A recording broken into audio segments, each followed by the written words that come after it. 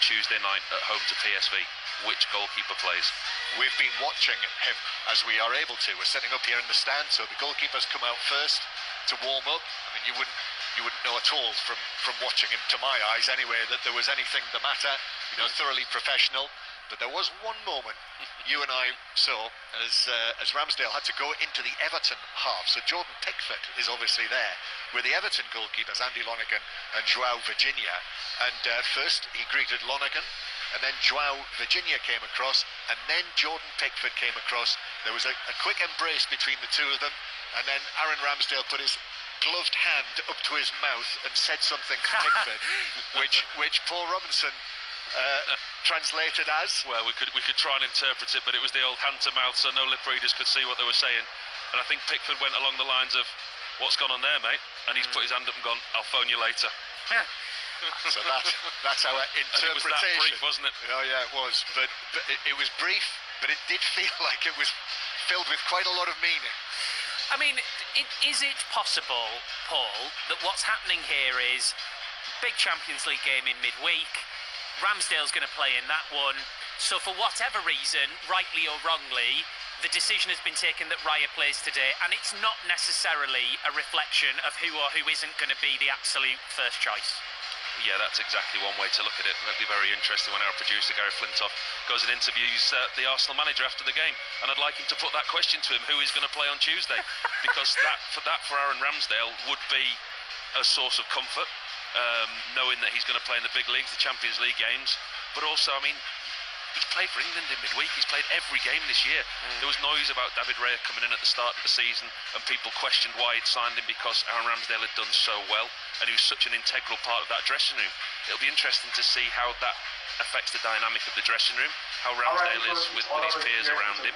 But like you say, if he plays on Tuesday, this may be just the way that Arteta sees the season. The thing about it, Steve, is that yes, this was discussed when David Raya was first brought in, that there was that feeling that perhaps Mikel Arteta wanted David Raya to be his number one. But then, of course, Ramsdale starts the season. And I'm saying the thing is, it's not like there's been a clamour. To my eyes, I don't think Aaron Ramsdale has particularly done anything that would have questioned his place in the team. No. Yet he's made this decision now. Unless it was preempted, unless he knew. He's brought David Raya in for a reason. And unless he always thought that after the first international break, regardless of where we were and what had gone on, this was the time he was going to integrate him into his team. We're not privy to that information as yet. Is that how it feels to you, Paul? I think he's made a clear statement. Right, so that's what I'm asking. So you're looking at this today and thinking this is the moment where we find out Arsenal's number one is David Raya.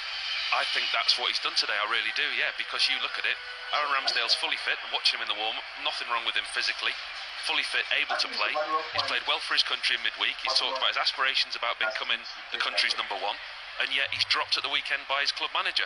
So yeah, he's got both goalkeepers fully fit, in a good frame of mind. He's made a decision today on who his number one goalkeeper is. I think you could look at it the other way as well and say that if that wasn't the case, then perhaps David Raya would have played in the Champions League in midweek, and that Aaron Ramsdale would have continued in the Premier League. But to have done it this way round, as Paul says, this looks like a statement that he is now first choice. You could kind of make the argument as well that PSV at home on a Tuesday night in the Champions League might be a gentle birth into the Arsenal team for David Raya than a tough away game at Everton. He's just given it, I've just been told on TV, Mikel Arteta, the old sort of lots of games coming up, etc, etc. One of the things that fascinates me, Paul, I think you probably know a little bit more about goalkeeping than me, but if I was David Raya, is there now almost, because as a goalkeeper you don't want to make yourself busy if you don't need to be, but this competition surely now means the emphasis is almost on Raya to do stuff, to impress, to maybe go for things, move for balls that he might not necessarily. That's a good point you make, and what happens normally when a goalkeeper's not playing particularly well or is having a bad game, they go looking for things to do. But this could work in the same circumstance. I think there's a lot been talked about the goalkeeper's role nowadays, and you look at the way that big clubs play, Manchester City play, the way that Liverpool play out from the back, and we're seeing lesser teams in the Premier League play exactly the same way. We're seeing central defenders pass goal kicks to goalkeepers and they start moves, and that's clearly what Mikel Arteta wants to do with David Raya. So you would think there will be scrutiny on how Arsenal play from the back today, how Raya performs with his distribution more than anything. His shot stopping, his quality is not in any doubt, but it's certainly maybe a different style of play from Arsenal's point of view, starting with the goalkeeper today. When I actually spoke to him after the match at Hampden on Tuesday night, and I think the last thing I said to him was, having played in that match, I talked to him about the possibility that he could potentially become England's #1 by the time the Euros come around. And that was Tuesday night, and now on the Sunday he's not even in the Arsenal team. Listen, this is going to hurt him from a personal pride point of view, from a professional point of view. We're a strange breed as goalkeepers, and we've talked about it so many times before. He's been knocked off his perch, for want of a better phrase. You're #1 in the dressing room, you're the #1 goalkeeper, there's an air of confidence around you. All of a sudden, you're now not untouchable as a #1, and your status in the dressing room changes, and it's a very, very different mentality that you have going into games. It's very hard to sit and watch somebody in your position when you feel you should be doing it. We'll wait and see what decision Arteta makes in the Champions League in midweek as well, when they play PSV Eindhoven. On the Champions League, we're on air early on Tuesday night from 5:30 for AC Milan against Newcastle. That's followed by Manchester City, Red Star Belgrade. Then on Wednesday, Manchester United are in Germany to face Harry Kane and Bayern Munich.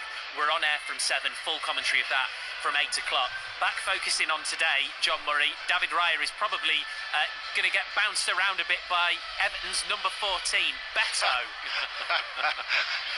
Well, you've preempted us there, because I've just been having a good look at him, not seen him play live yet, Beto, and he is a presence, you'd say, as the centre forward. He's big shoulders, he's just big.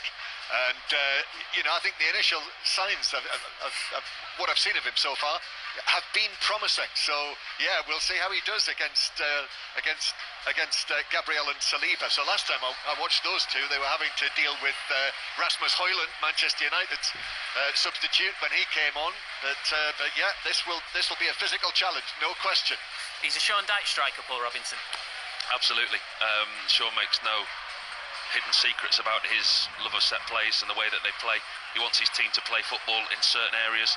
He doesn't need to have 10 passes when one would put you into the area. And from the set plays, and when they get in the final third, they will use attributes like that, and they do that quite often this season. And for Everton against Arsenal, we talk about it quite often this season, when so-called lesser teams play stronger teams, they have to find a way, they have to disturb the rhythm, they have to upset the opposition. If they go toe-to-toe with them and try and play football, they haven't got as good footballers as Arsenal have, but they have to find a way, and by using the physical presence of Beto, the height of him, the set plays, that's what Everton can do. And they've also got Dominic Calvert-Lewin, of course, who can come into the team off the bench. You mentioned the first start of the season, John, for Dwight McNeil. I mean, he will be absolutely delighted to have somebody to hit.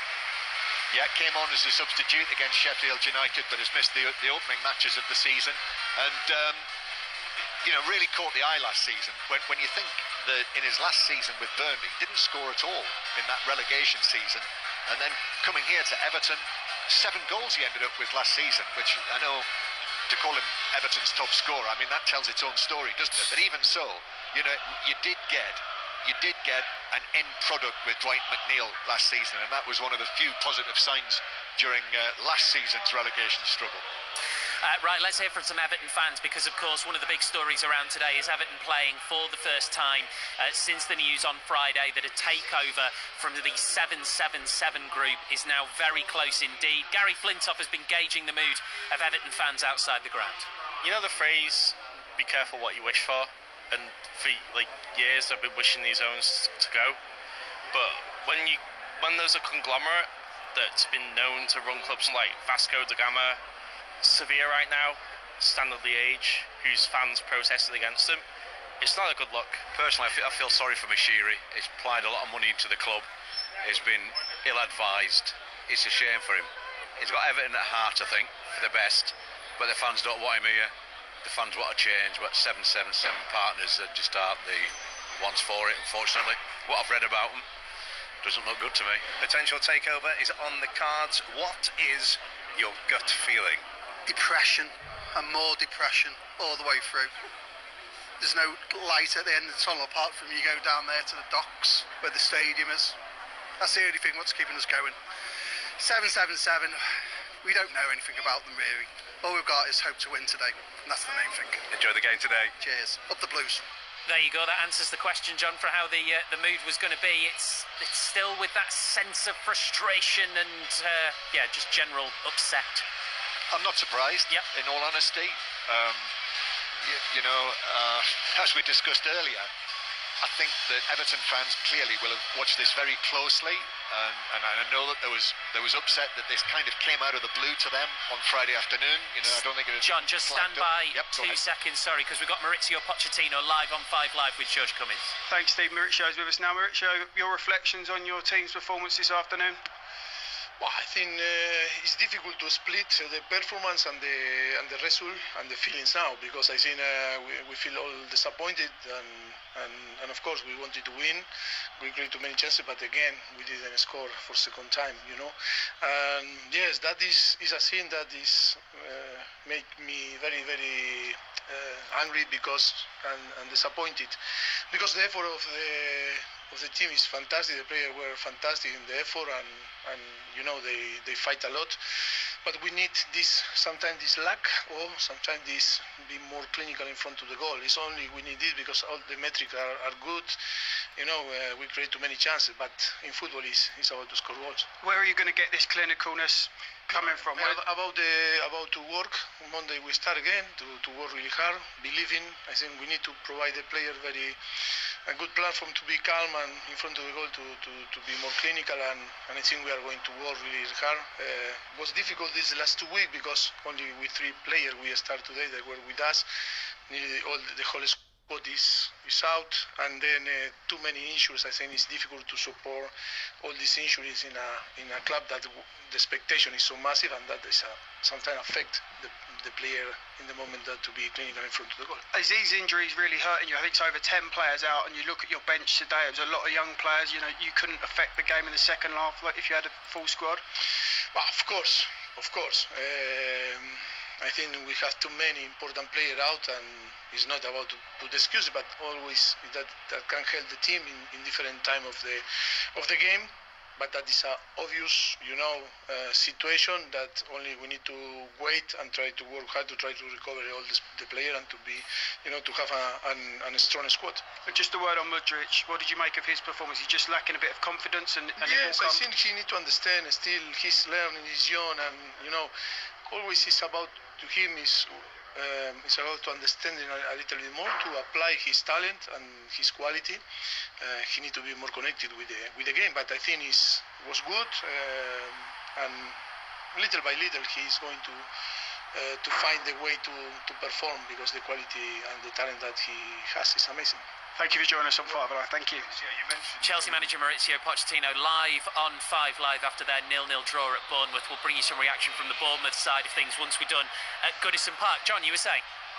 Yes, I can understand why there is a healthy dose of scepticism amongst the Everton supporters, just with everything that surrounds the whole thing. And I think, since it was announced that a deal had been agreed on Friday, clearly, news has come out. Everton fans have learned about the various other sporting interests that the 777 partners have got, and it's patchy, basically, as you were discussing at length in the early part of the programme, and everything else that's facing the club as well. What does it mean for the new stadium in terms of ownership? That is a question that's been asked, and of course Everton also face this hearing next month over the claims that they broke the Premier League's financial rules. So I think that's why you get the reaction that we heard from those Everton supporters. Things that initially look too good to be true often do turn out to be that. Paul, I think there is at least some comparison to be made here from the time you had at Leeds United, when you're the club who went from the Champions League semi-final and then had huge financial issues. When that is happening, is it very, very difficult, if there is a bit of toxicity in the stands directed at ownership, for it not to affect the players? Yeah, of course it is, because you look around the dressing room and you wonder who's going to be there from one day to the next. because of the financial restraints. You know, players' wages being cut, players been sold, and you wonder about the future for Everton. You do feel for the fans of this football club, desperate for a takeover, desperate for the ownership to change, and then you read the reports like this, and it does affect players on the field. It does filter through to the dressing room. I think even more in this day and age, Steve, because of the social media, because of the coverage that we're able to bring now, the access that we have to players, to managers, and the information that the fans are privy to now. So I think it becomes more and more apparent as players, you actually know a lot more of what's going on at your club. It feels really uncertain, I must say, where this club is going. Because we don't know how long it'll take for this sale to actually go through, if at all. You know, there'll be months and months before that could be ratified, lots of hoops to jump through, and you come here for a match like this with Everton in a position where they've not got a point here yet this season, and yet on the way to the ground today, just as those Everton fans were talking, I actually drove past the new stadium, which you think it's there, you know, you can almost reach out and touch it, yet the future seems, as I say, so uncertain. You know what sums things up better than anything else, Paul, is I've just seen a camera has just sort of gone across the Everton fans right at the front of the stand, and one of them had a sign, and the sign just had the word boo written on it. Oh dear, there is a little bit of feeling like that around the stadium. It's almost frying pan on fire scenario, isn't it? And the one thing that I did look at Moshiri's statement, and the one worrying thing for me from an Everton fan's point of view, they want a change of ownership, they want a fresh start, but in his statement he said they look like good partners to take the club forward, and if you're going to have a partner, it would allude to the fact that he wasn't planning on leaving entirely. Teams are in the tunnel. Kick-off just 6 minutes away at Goodison Park. Full commentary on the way. Let's go back to Manchester and that Davis Cup tie between Great Britain and France. Russell Fuller. The winners will qualify for Malaga and the knockout stage of the finals in November. Dan Evans has beaten Artur Fils. Can Cameron Norrie wrap up victory for Great Britain with victory over Hugo Humbert? Very tight, no break points so far. 5 games all first set. Back to Wentworth and the PGA Championship golf. Ian Carter. Neither Tyrrell Hatton nor John Rahm could birdie the par 5 17th, so Rahm remains at 15 under par, Hatton remains at 16 under, just 1 hole to go. 2 holes to go for the leader, that's New Zealand's Ryan Fox. He is at 17 under par and leads the PGA by 1. After 6:06 at 8 o'clock, we're bringing you full commentary here on 5 Live of England versus Japan at the Rugby World Cup. Already today, South Africa have absolutely hammered Romania by 76 points to 0. Australia face Fiji at 4:45. Claire Thomas. Eddie Jones's Australian Young Guns versus Simon Raiwalui's Flying Fijians. If the Wallabies win, they're pretty much guaranteed a spot in the quarters, but they'll have to do it without their talismanic skipper, Will Skelton, who's a late withdrawal. If Fiji break the Wallabies' 8-game win streak in this fixture, they're back in the hunt in Pool C, mouth-watering and must-win with some world-class talents on show. Goodison Park is one of those great grounds where there is a sound which tells you it's time to hand over to your commentary team. Sirens wailing, alarm bells ringing. Everton versus Arsenal then, in full here on 5 Live with Paul Robinson and John Murray. Yes, here we go. This is the sound of Goodison Park.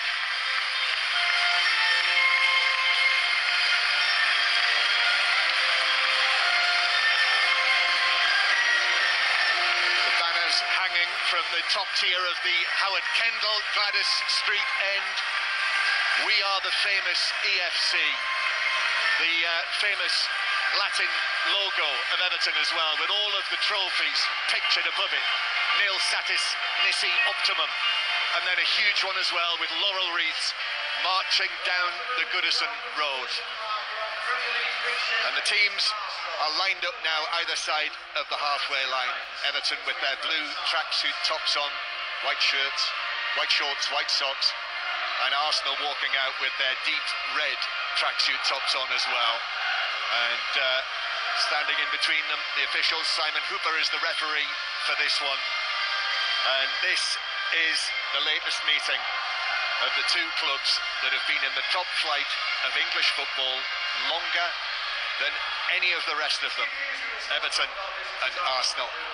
And James Tarkowski just turns to his left and heads along the line for the handshakes pre-match. It's grey now here at Goodison Park, but it's dry this afternoon. These are the teams, Everton Jordan Pickford in goal. At the back, Ashley Young, James Tarkowski, Jared Branthwaite and Vitaly Mikolenko coming in for his first league appearance of the season. Then in midfield, Dwight McNeil starts for Everton for the first time this season on the right. Danjuma on the left, Gay and Onana in the middle and Doucouré behind Beto. Dominic Calvert-Lewin is named among the substitutes for this one after his latest 3-match absence. And the Arsenal team, if you've just switched on, the main news is that Aaron Ramsdale is not in the team. Mikel Arteta has named David Raya as his goalkeeper for this one, on loan from Brentford. There is the possibility of a permanent move at the end of the season.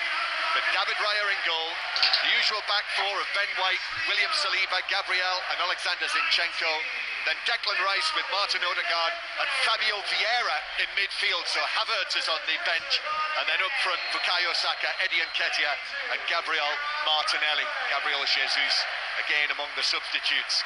But it is Paul Robinson, former England goalkeeper, Aaron Ramsdale, who all of those Arsenal supporters over there in that section will have been talking about. Absolutely, and I think when the team sheets dropped in today, I don't think we could quite believe it either. He brought David Raya in at the start of the season, obviously for a reason. He wanted to challenge Ramsdale for that #1 spot, but Ramsdale started the season extremely well, played every single game, represented his country midweek against Scotland. He was England's #1, gone from representing his country to being dropped by his club side at the weekend. It's a huge call by Mikel Arteta today. So instead, it's David Raya, who you've got a bit of history with. A long time ago, yeah, when I used to play. He was a youngster at Blackburn, and when the YTS boys or the apprentices could do jobs, he used to clean my boots, unfortunately for him. So more on that to come. But first, before the match begins, we will pay tribute to the victims of the recent disasters in Morocco and in Libya.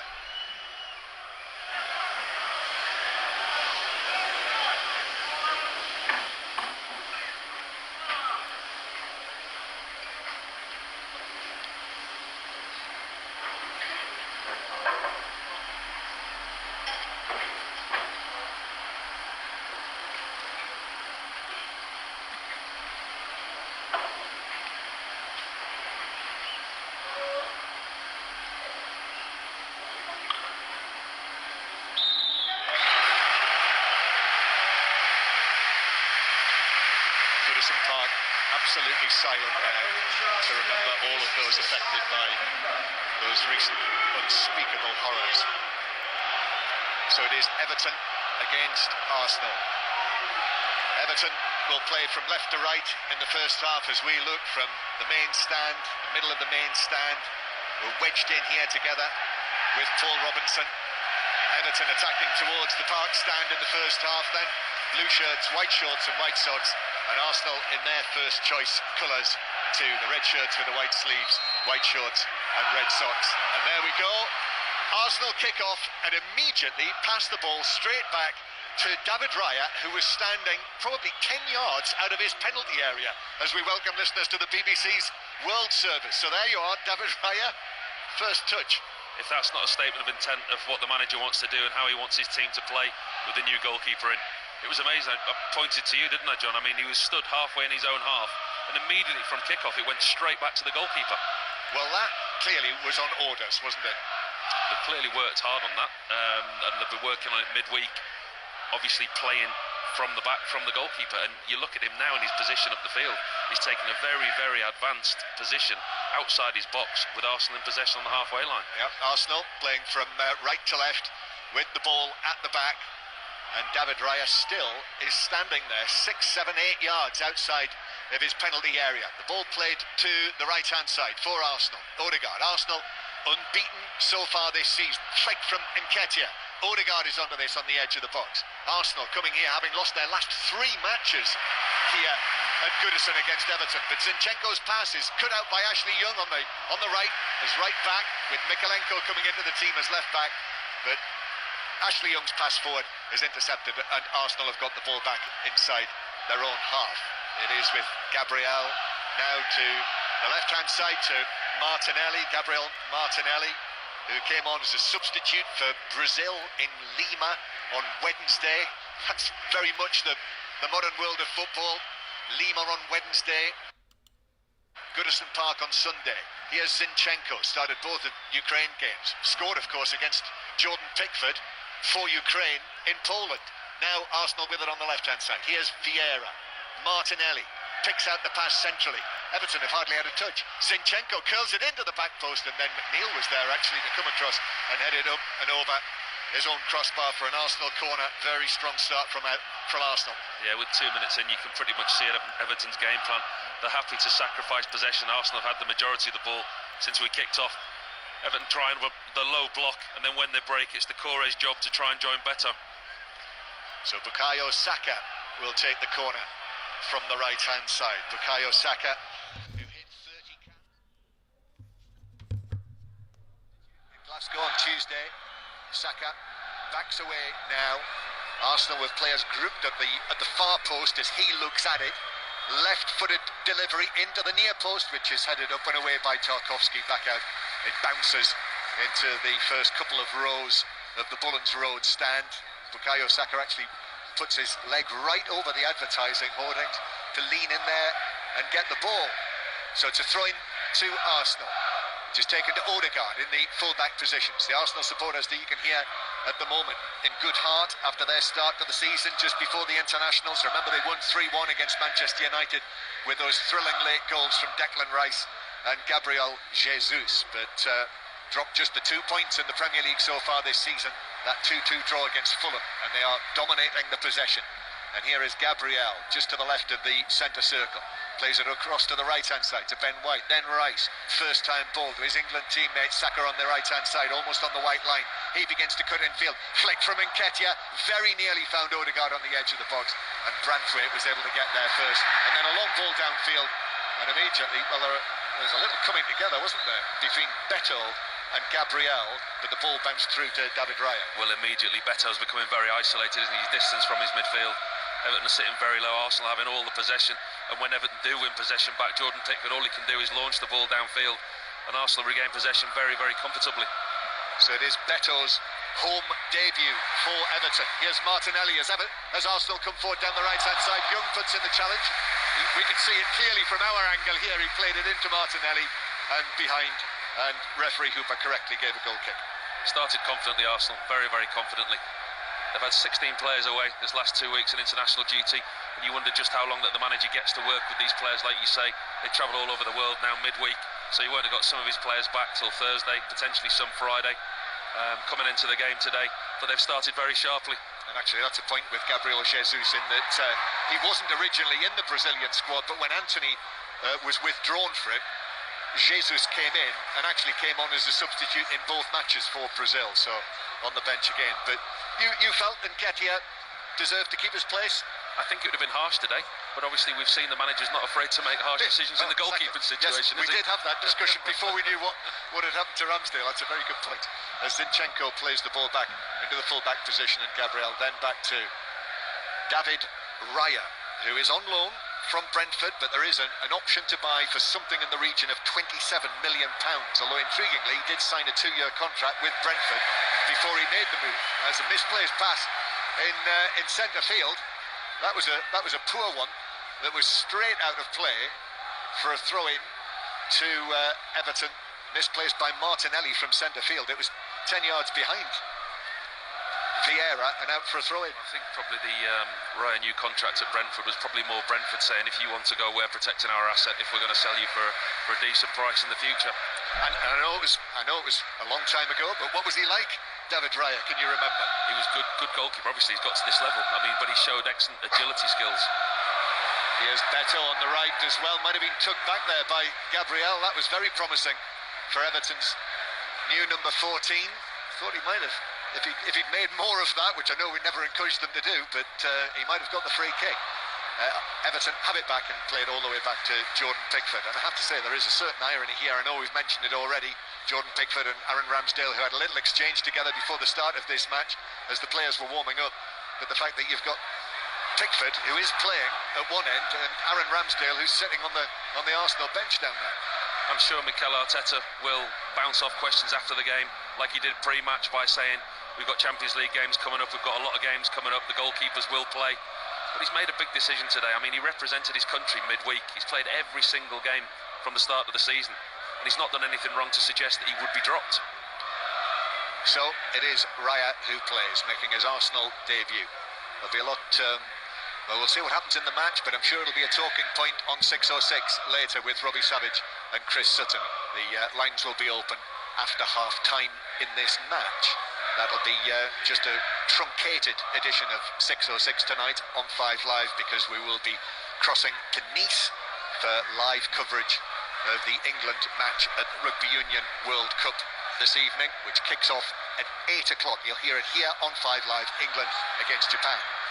Arsenal send a long ball forward for Martinelli, who is challenged, beaten to it by Tarkowski on the edge of the box, and then a stretch on the edge of the box. Onana and Gay. Everton try to break away. McNeil is dispossessed.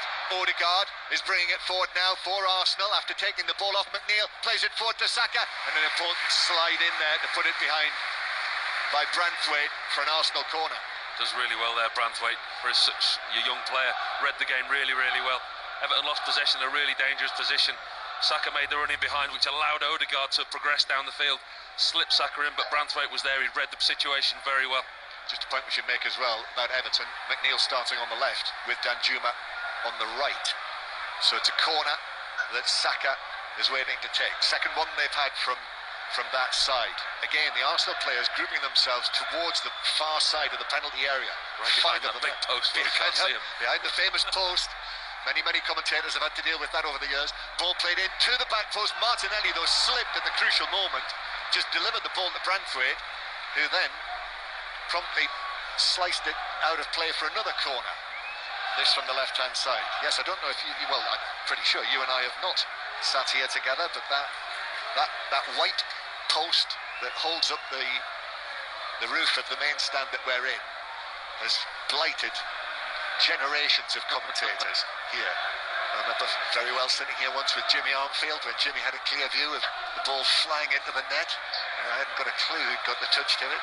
But Arsenal have got this corner then from the opposite side that is tapped short by Vieira. And it's Odegaard now approaching the penalty area, but pulls it back out centrally to Zinchenko, plays it back into the box, and now Vieira on his right foot shoots. But that has vanished away. Beyond, in fact, right on the line of the pillar, the ball disappeared out of play and behind for a goal kick. That was a real chance for Vieira there. It was a well-worked corner, and he found himself about 12 yards out on the angle, and his unfavoured right foot, and he just kind of hits it straight. He's trying to bend it into the far post. You can see what he's trying to do, but he just didn't end up getting any shape. And as if to back up what I was saying, it was like David Blaine that. He hit the shot and the ball just disappeared. Everton 0, Arsenal 0. Sean Dyche is standing there on the side of the pitch, and he's actually wearing a black armband, I notice, as well. And the Everton fans today, very shortly actually, will be remembering a young Everton fan, Matthew Dolby, 19 years old, season ticket holder, who was a victim of knife crime, and there will be applause to remember him in the 19th minute of the match. Ball played back to David Raya. It's 0-0, Everton 0, Arsenal 0 in our latest Premier League commentary of this weekend, 4th in a row after what sounded like a rather disappointing 0-0 draw between Bournemouth and Chelsea, as Saka is put under pressure and is claiming that he was being fouled, and referee Hooper has brought it back. I'm not sure there was a great deal in that. He sort of sandwiched as he was running with the ball, but you can hear the reaction from the Everton fans. The referee didn't read the game very well there. I think he tried to play advantage to Arsenal, but the ball rolled straight to Ashley Young, who was immediately on the counter-attack, so he had to blow his whistle. However, it is an Arsenal free kick that they play back into centre field. Arsenal with Ben White. I'm not sure exactly what his route is back into the England squad. Ben White, having been in the World Cup squad, but totally out of the picture since then. Ball is passed forward towards Odegaard, who has dropped deep for it. The captain, 2 goals so far this season. And now Declan Rice drops deep and gives the ball here to Gabriel. Approaching the halfway line, he's closed down by Gay, so it comes back to his right, to Saliba. Now Declan Rice glides forward with the ball again, gets it back, puts his foot on it, taps it forward. Ben White plays it for Saka, but that's slightly overhead. Branthwaite plays it back to Pickford, who had to be quick there, and he was caught by Nketiah. The two of them will have been training together with England this past week or so, but Nketiah, no quarter given there. As Pickford got there, he was caught late by Nketiah, and sent flying, and the referee comes across and it's just a kicking off from the referee. Surprised he hasn't booked him there, really am. It was a poor back pass by Branthwaite. Sold Jordan Pickford a little bit short. Pickford gets there first, but Nketiah's really committed to the challenge, and he keeps going, and he catches the England goalkeeper. There's a coming together. It's clumsy more than anything from Nketiah. He's not tried to pull out the challenge. Goalkeeper's not too pleased with him. Well, Jordan Pickford, he does have plenty to say for himself, doesn't he? Such a favourite, isn't he? What about that save that he made in the dying moments of the Sheffield United match? I thought it was fantastic against Sheffield United before the international break. I thought he earned his team a point towards the end of that game, and I was really pleased for him as well because of the manner in which he conceded that unfortunate own goal. It's one of the worst things in football as a goalkeeper. When you hear that crossbar bang and you know it's hit you on the head, you look round and you just pray that it's not in the goal. Well, it wasn't on that occasion, as the ball's played back to Pickford, who passes it out towards the far side, and Tarkowski just knocks it back to the England goalkeeper. So it is Everton 0, Arsenal 0. Amongst the many events that we're keeping you across this afternoon of the Davis Cup tennis. We'll go there in a moment, but Everton on the attack, but Zinchenko is able to get there first, steer it back to David Raya, and the Arsenal goalkeeper takes a touch and then hits it downfield to Saka, who heads it on, but Mikelenko gets there first and is able to play it back to Pickford. It's actually Saka against Mikelenko all over again. We watched that last weekend when we were in Poland, when it was England against Ukraine. So they know each other very well for a second consecutive weekend, those two. Right, as promised, Great Britain against France at the Davis Cup in Manchester. Russell Fuller. With Dan Evans having won, John, Cameron Norrie can see Britain through to the knockout stage of the finals, but he's just lost the first set on a tie-break to Ugo Humbert by 7 points to 5. So we will be back with Russell for more in due course. The Australia-Fiji match is the next on Sports Extra. That's a 4:45 kickoff, so it must be just about getting underway. The commentary on Sports Extra. Conor McNamara's with bringing you the commentary from St Etienne. That's on Sports Extra on your digital radio or via BBC Sounds. After the earlier win, South Africa 76, Romania 0. Every match from the Rugby Union World Cup is on 5 Live, Sports Extra, or via the BBC website. But Everton 0, Arsenal 0 here on 5 Live and the World Service. And so far, despite the Arsenal possession, I'm yet to make a note in terms of a clear goal-scoring opportunity. Saka does well, beats 2 men on the right-hand side, then gets his head down. Little ball to Odegaard. Odegaard being forced wide by Onana. And Arsenal have lost possession. Onana won it back, but then Ben White stepped in and Arsenal come forward again, centrally, through the middle, from Declan Rice, who then dives in to try and win it back and was caught. He appealed for it immediately, but Doucouré stretching, I think, did catch Declan Rice as he went down sliding on his knees, and it's a free kick to Arsenal. They're struggling to get much possession, Everton, aren't they? Arsenal really are dominating the possession. When Everton do win it back, it's 1 or 2 passes, and Arsenal manage to close them down and get it back, or Everton are sloppy with the ball and they lose possession. It's the voice of Paul Robinson, former Tottenham, Leeds, England goalkeeper. Everton 0, Arsenal 0. Vieira, left-footed ball down into the full-back position. Nketiah made his run and didn't time it. The offside flag goes up on the far side. So it's a free kick to Everton, deep inside their own half. Still looking for their first home point of the season. 2 1-0 defeats this season, Everton, in the 2 matches that have been played here against Fulham and Wolves. And a remarkable fact is that Everton have not scored more than 1 goal in a home match since last October. I mean, that is absolutely extraordinary. 10 goals in their last 15 matches here at Goodison. Here they come forward though, but Gabriel was well placed there against Beto to head the ball back to goalkeeper David Raya, who was able to deal with it comfortably. The 2 home defeats this season was surprising. I mean, having worked for Sean and knowing how he works, you bunch games together and you look at certain fixtures, and those 2 games are games that you would expect them to be looking to pick points up from. If you lose home and away, from Everton's point of view to Arsenal, it's not going to define your season. Wolves at home, Fulham at home, you don't lose those games. It's funny you should say that. Come back to that. But Odegaard sets Saka away down the right-hand side, a couple of step-overs. Mikelenko does well again and puts the ball out of play. I thought he did well, actually, against Saka in the match. in the European Championship qualifier last weekend. If you remember, Saka took an early knock in that match, but mikel stood up well to him. Everton 0, Arsenal 0.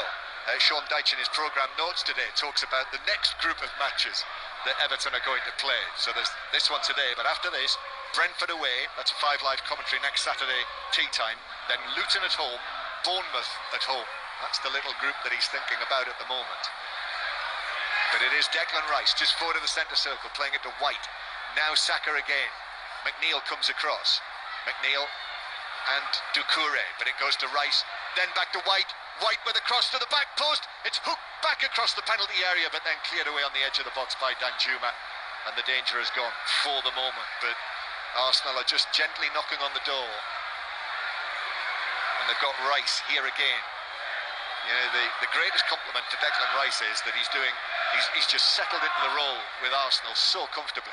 And he's given it to Martinelli. Martinelli thought about playing it into the box, instead to Rice on the edge of the D.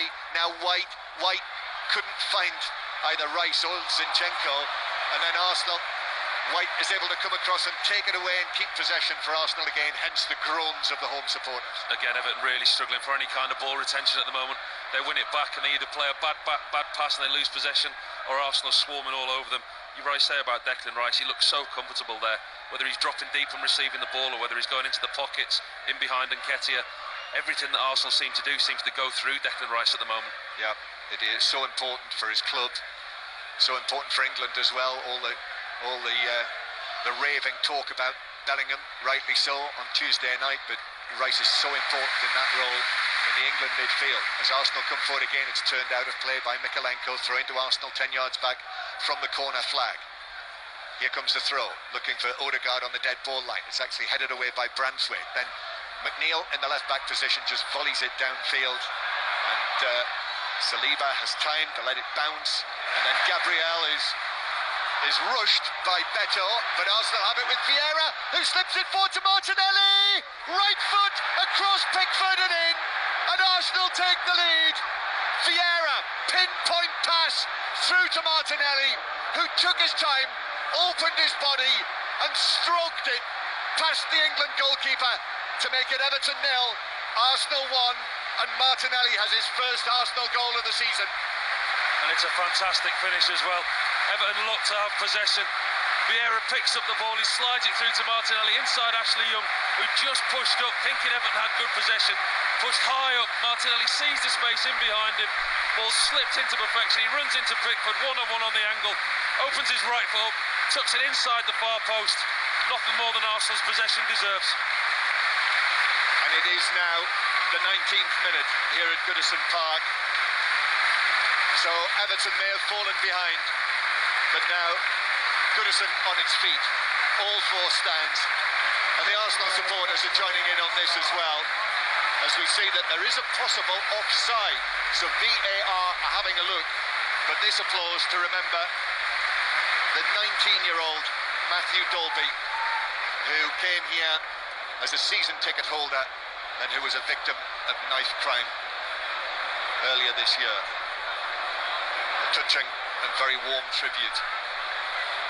But on the pitch, players not resumed yet, because we're waiting to see the VAR lines to see if this Martinelli goal is going to be allowed to stand.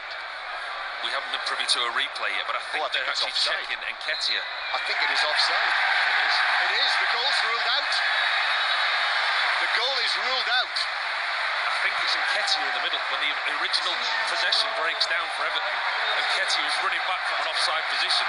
He regains possession for Arsenal, lays it back to Vieira, who then plays the through ball. I think Martinelli's actually onside, but it's Nketiah in the original breakdown of possession that's off. So that is in the correct phase, yeah? Yeah. So it is the same phase. And there we are. Where's the Tipex pen, Paul? I lent it to you earlier, didn't I? So it is Everton 0, Arsenal 0, and Gabriel Martinelli has what would have been his first Arsenal goal of the season ruled out. Well, that's a break for Everton. I have to say, with the naked eye, there didn't seem to be anything wrong with that. But obviously VAR has found the right outcome, or at least I hope they have. It did look it, I must say, and it is still 0-0. Well, the pass from Vieira to Martinelli, there was nothing wrong with that. Martinelli had timed his run perfectly. Vieira let the pass go just at the right time. But it was when Everton lost possession and Arsenal played the ball forward. It was Eddie Nketiah that was running back from an offside position, who initially made the first pass to Vieira, who bounced it off to Martinelli, and that was the offside. I think that was the first attempt on target in the match. So it remains 0-0. And an Arsenal man has gone down here. And there is a stoppage in play. And just trying to work out who that is it? Vieira? Yeah, Vieira's down. Yeah, it is. Who's flat on his back and is just leaning forward now. It's his left leg that they're having a look at. So the players have come across to have a swig of the water bottles again, as they did in the aftermath of the goal, actually, when VAR were checking it. But Mikel Arteta there is full of instructions for his team. Former Everton man, of course, remember. And Sean Dyche likewise. It was his first match this time last season. Sean Dyche as the Everton manager. A 1-0 win. James Tarkowski scored the goal. But then when they went to the Emirates just a few weeks later, in April, in actual fact, that was Sean Dyche's heaviest defeat as the Everton manager, the 4-0 loss that they suffered there. In fact, it's Martinelli. Martinelli was the Arsenal man who was down, having scored the goal. That's added injury to insult, and they are going to make a change, and that's it for Martinelli. So Leandro Trossard is going to come on, and while they do that, let's get an update from the golf at Wentworth from Ian Carter. It was suspended last I heard, Ian, so what's the news? Yeah, no, we've been back for a while now, John, and Tyrrell Hatton has holed a birdie putt at the 18th from 9 feet for a 66 to set the clubhouse lead at 17 under par. Aaron Ryers missed an eagle putt by a whisker to go to 18 under at the last. He'll go to 17 under, but Ryan Fox from around about 5 feet will have a putt to get to 18 under and win the PGA very shortly. Okay, we'll be back with you for that at Wentworth. Really big couple of weeks of golf coming up. Next weekend, the Solheim Cup. You'll hear that on 5 Live Sports Extra. And then the weekend after that, blanket coverage of the Ryder Cup from Italy. So don't miss that. It is one of the great sporting spectacles, and it's actually tremendously good on the radio as well, even though I say so myself. It's that Ian Carter that makes it so good. But yes, Paul, I will be Sounds there. like you've got a ticket to the golf again, I will be there. I will be there, yes. Everton 0, Arsenal 0. So what a tough break that is for Martinelli. You know, within the space of a few moments, scored the goal that's ruled out for offside, none of his doing, and now he's received an injury and he's had to leave the field. He seemed to know as well, as in it was something before the game he was potentially struggling with, because immediately he went down, Trossard was readied. And here is the new man into the action. Leandro Trossard scored for Belgium during the qualifiers, centrally to Odegaard, and then back to Zinchenko. Zinchenko plays the ball to the left-hand side. Vieira turns and uses Zinchenko again. I mean, I have to say, I didn't see the incident in which Martinelli picked up that injury, but I've already mentioned the fact he's been away in South America with Brazil this week, and you do wonder when that happens, whether the travelling has played any part in that at all, but it depends how the injury was picked up, I suppose. Here is Trossard, sorry. Managers talk quite often in press conferences, don't they, about the international duty. As I said before the game, Mikel Arteta's lost 16 on international duty, and it's very difficult for him to keep tabs. White and Saka combining together. White takes it on, pulls the ball across to the near post, cleared out to Rice, lovely footwork, right foot shot is blocked inside the box, out to Zinchenko, first time touch from him to Vieira. Vieira curls it in towards the back post, and Ben White stretching for it. I'm not sure he must have realised that Odegaard was behind him, and he headed it straight out of play for a goal kick to Everton. So it remains Everton 0, Arsenal 0 here at Goodison Park on 5 Live. And it is back down to leafy Wentworth, Ian Carter, because Ryan Fox has won it. He coaxed home that putt from 5-6 feet, getting up and down from 108 yards out for a 67 to get into the clubhouse at 18 under par, and he has won the biggest title of his career. He's the PGA champion. And we might very well hear from him with Ian during the course of 5 Live Sport, or indeed on the World Service, as Everton, who had that let off after the goal was ruled out. Everton with Onana winning it in the centre circle, playing it back to Branthwaite, and then out to Tarkowski from Pickford. And Tarkowski being put under pressure by Nketiah and having to take the ball back to his dead ball line and then chipping it out of play for a throw into Arsenal down the left. They look uncomfortable playing out from the back, don't they, Everton, with Tarkowski and Branthwaite and Young with Pickford. At times they've got themselves in a mess with Saka and Nketiah. They've pressed high and they've caused Everton problems. Yeah, Branthwaite, who's come in alongside James Tarkowski. Third consecutive Premier League start for the youngster. England under 21 international, who's with the squad, the European Championship winning squad. The young Cumbrian from Carlisle United originally. But Sean Dyche at the moment favouring this partnership, which is very much youth and experienced. Tarkowski and Branthwaite. Got Arsenal in possession with Ben White. White, who's seen a lot of the ball. Arsenal have really probed down the right-hand side with White and Saka primarily. But it comes back to Zinchenko, who's in that, moving into that midfield position from left back. Left-footed ball from him, looking for Saka, but that's headed down. And then away by Mikalenko up the line. Doucouré's onto this. Doucouré passes it forward. But Saliba was able to come across quite easily and just pass it forward for Arsenal. Everton looking for their first goal here at Goodison Park this season. And now we're in the second half of September, of course. Ball to the edge of the area. It's Arsenal on the attack now, though, Nketiah, but it breaks down. And now, in a central area, it's played forward up the left-hand side. And Beto on the ball, into the penalty area. Takes it towards the byline, but it's shepherded behind very nicely, actually, by Saliba, who went with Beto, just took him to the dead ball line.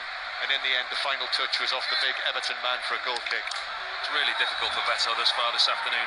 He's cut in a very lonely figure at the front of that Everton strike force. Everton are sitting so deep when they do get possession. He received the ball there just inside Arsenal's half, and all he could do was run in a straight line towards the goal and try and get a corner, try and win something until his teammates joined him. Still 0-0. Everton 0, Arsenal 0 at half-time on 5 Live. We'll have more on the Bournemouth-Chelsea game. We've already heard live from Mauricio Pochettino as Everton come forward with the ball in the centre circle. It's played out to Danjuma. We've seen little or nothing of him in the match. He's got it on the right, into the full-back position. 2 Arsenal men with him. So it's behind. Ashley Young puts his foot on the ball and then crosses, but David Raya is able to just move backwards 2 or 3, 4 steps and catch the ball above his head. And then one of those scything kicks downfield, long downfield for Saka to chase, who actually bumps Branthwaite and shoves him over, sends him sprawling across the pitch, and it's a free kick to Everton. It was better by Everton. First time they showed a little bit of intent to get into the Arsenal half. Ashley Young in a more advanced position down this right-hand side. Put a decent cross in, as which we talked about before the game. They'll look to use Beto in the box, put balls into the box to try and get him on the end of him. But David Raya took the cross well. Yeah. Better from Everton. Beto from Everton. 10 minutes in, Australia 3, Fiji 0. As David Raya is able to, untroubled, take the bouncing ball on the edge of his own penalty area. Beto, who I notice his first name is Norberto. I wonder if he's the first Norberto to play in the top flight of English football. Nobby Stiles was just Norbert. Nobby Solano? I think he was Norberto as opposed to Norberto. Gary's giving me the thumbs up. That's the encyclopedia of knowledge talking there. We're one letter different. Well, it's not the same, Paul. However you look at it. Doucouré does well against Rice, and now advances to the edge of the area. He's still going. He might have been nudged over by Rice in the box, but referee Hooper's not interested. And Arsenal are able to bring the ball away, but Trossard is lost out. And now Danjuma will shoot straight into the back of Gabriel. And then Nketiah is challenged by Doucouré. Beto with a touch. Then a low shot. But the offside flag is now up, I notice. The shot in the end from Gay was comfortably saved down to his right by David Raya. But what about that? What about that for a penalty shout? Well, we're not privy to the replay just yet, but Doucouré shows real intent, gets the ball and drives right at the heart of this Arsenal defence. Rice knows he can't touch him, and I think it's Saliba that just sticks a leg out, catches Doucouré, but it's probably not enough contact for a penalty. But the first time Everton have shown real intent and drive to get into this Arsenal box. On first viewing, I think that's the right decision from referee Hooper. I think it was the pace that Doucouré was going at. We're getting to have a look at it now. He just cuts inside in front of Rice. Saliba kind of dangles a leg out, which kind of half touches him, and you can see from Doucouré's reaction, he wasn't overly disappointed that the referee hadn't given a penalty. I think as well, on the sort of mazy run, the long run that he was making, as he cut into the box, he did actually play the ball, and the ball had run some distance before Doucouré actually ran into the leg of Saliba. So, still 0-0. Everton 0, Arsenal 0. Still waiting for our first Premier League goal of the day.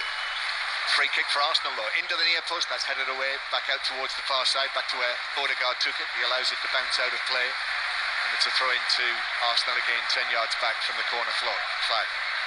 First Premier League goal of the day, first goal at Goodison Park this season, still waiting for both of them.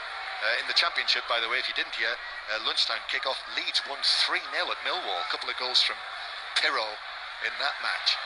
Throw in for Arsenal, which is taken towards Odegaard, who's stretching for it, but couldn't bring it down, and it's straight through for a goal kick. So I'll make a note of that nevertheless.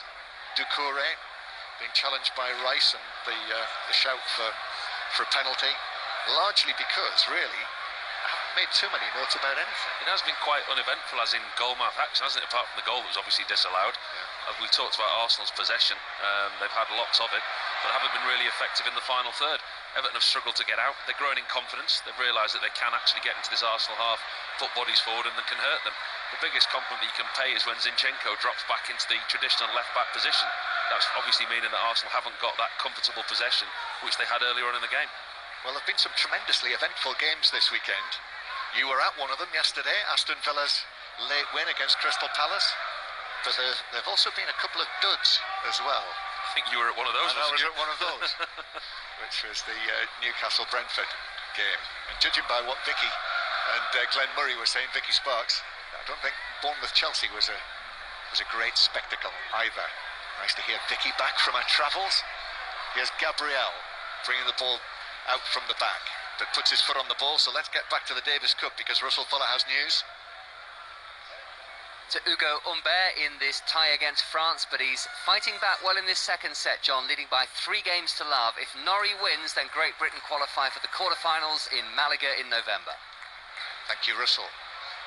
Arsenal coming forward, but not at full tilt, although Zinchenko steps up the pace, but then hits the pass. Trossard was on his heels, and Pickford was able to come out and pick up. And having lost Martinelli, you know, that's one of their most dangerous points of attack, isn't it, to lose him from the left-hand side, although obviously Trossard's an able deputy. The relationship between him and Vieira early on in this game, that was where they were getting most of their opportunities. They had quality possession. Mikalenko's done well against Saka down the right-hand side, so they were looking a lot to Martinelli. By a mile, the moment of the match so far was the pass from Vieira through to Martinelli, from which he put it in the net.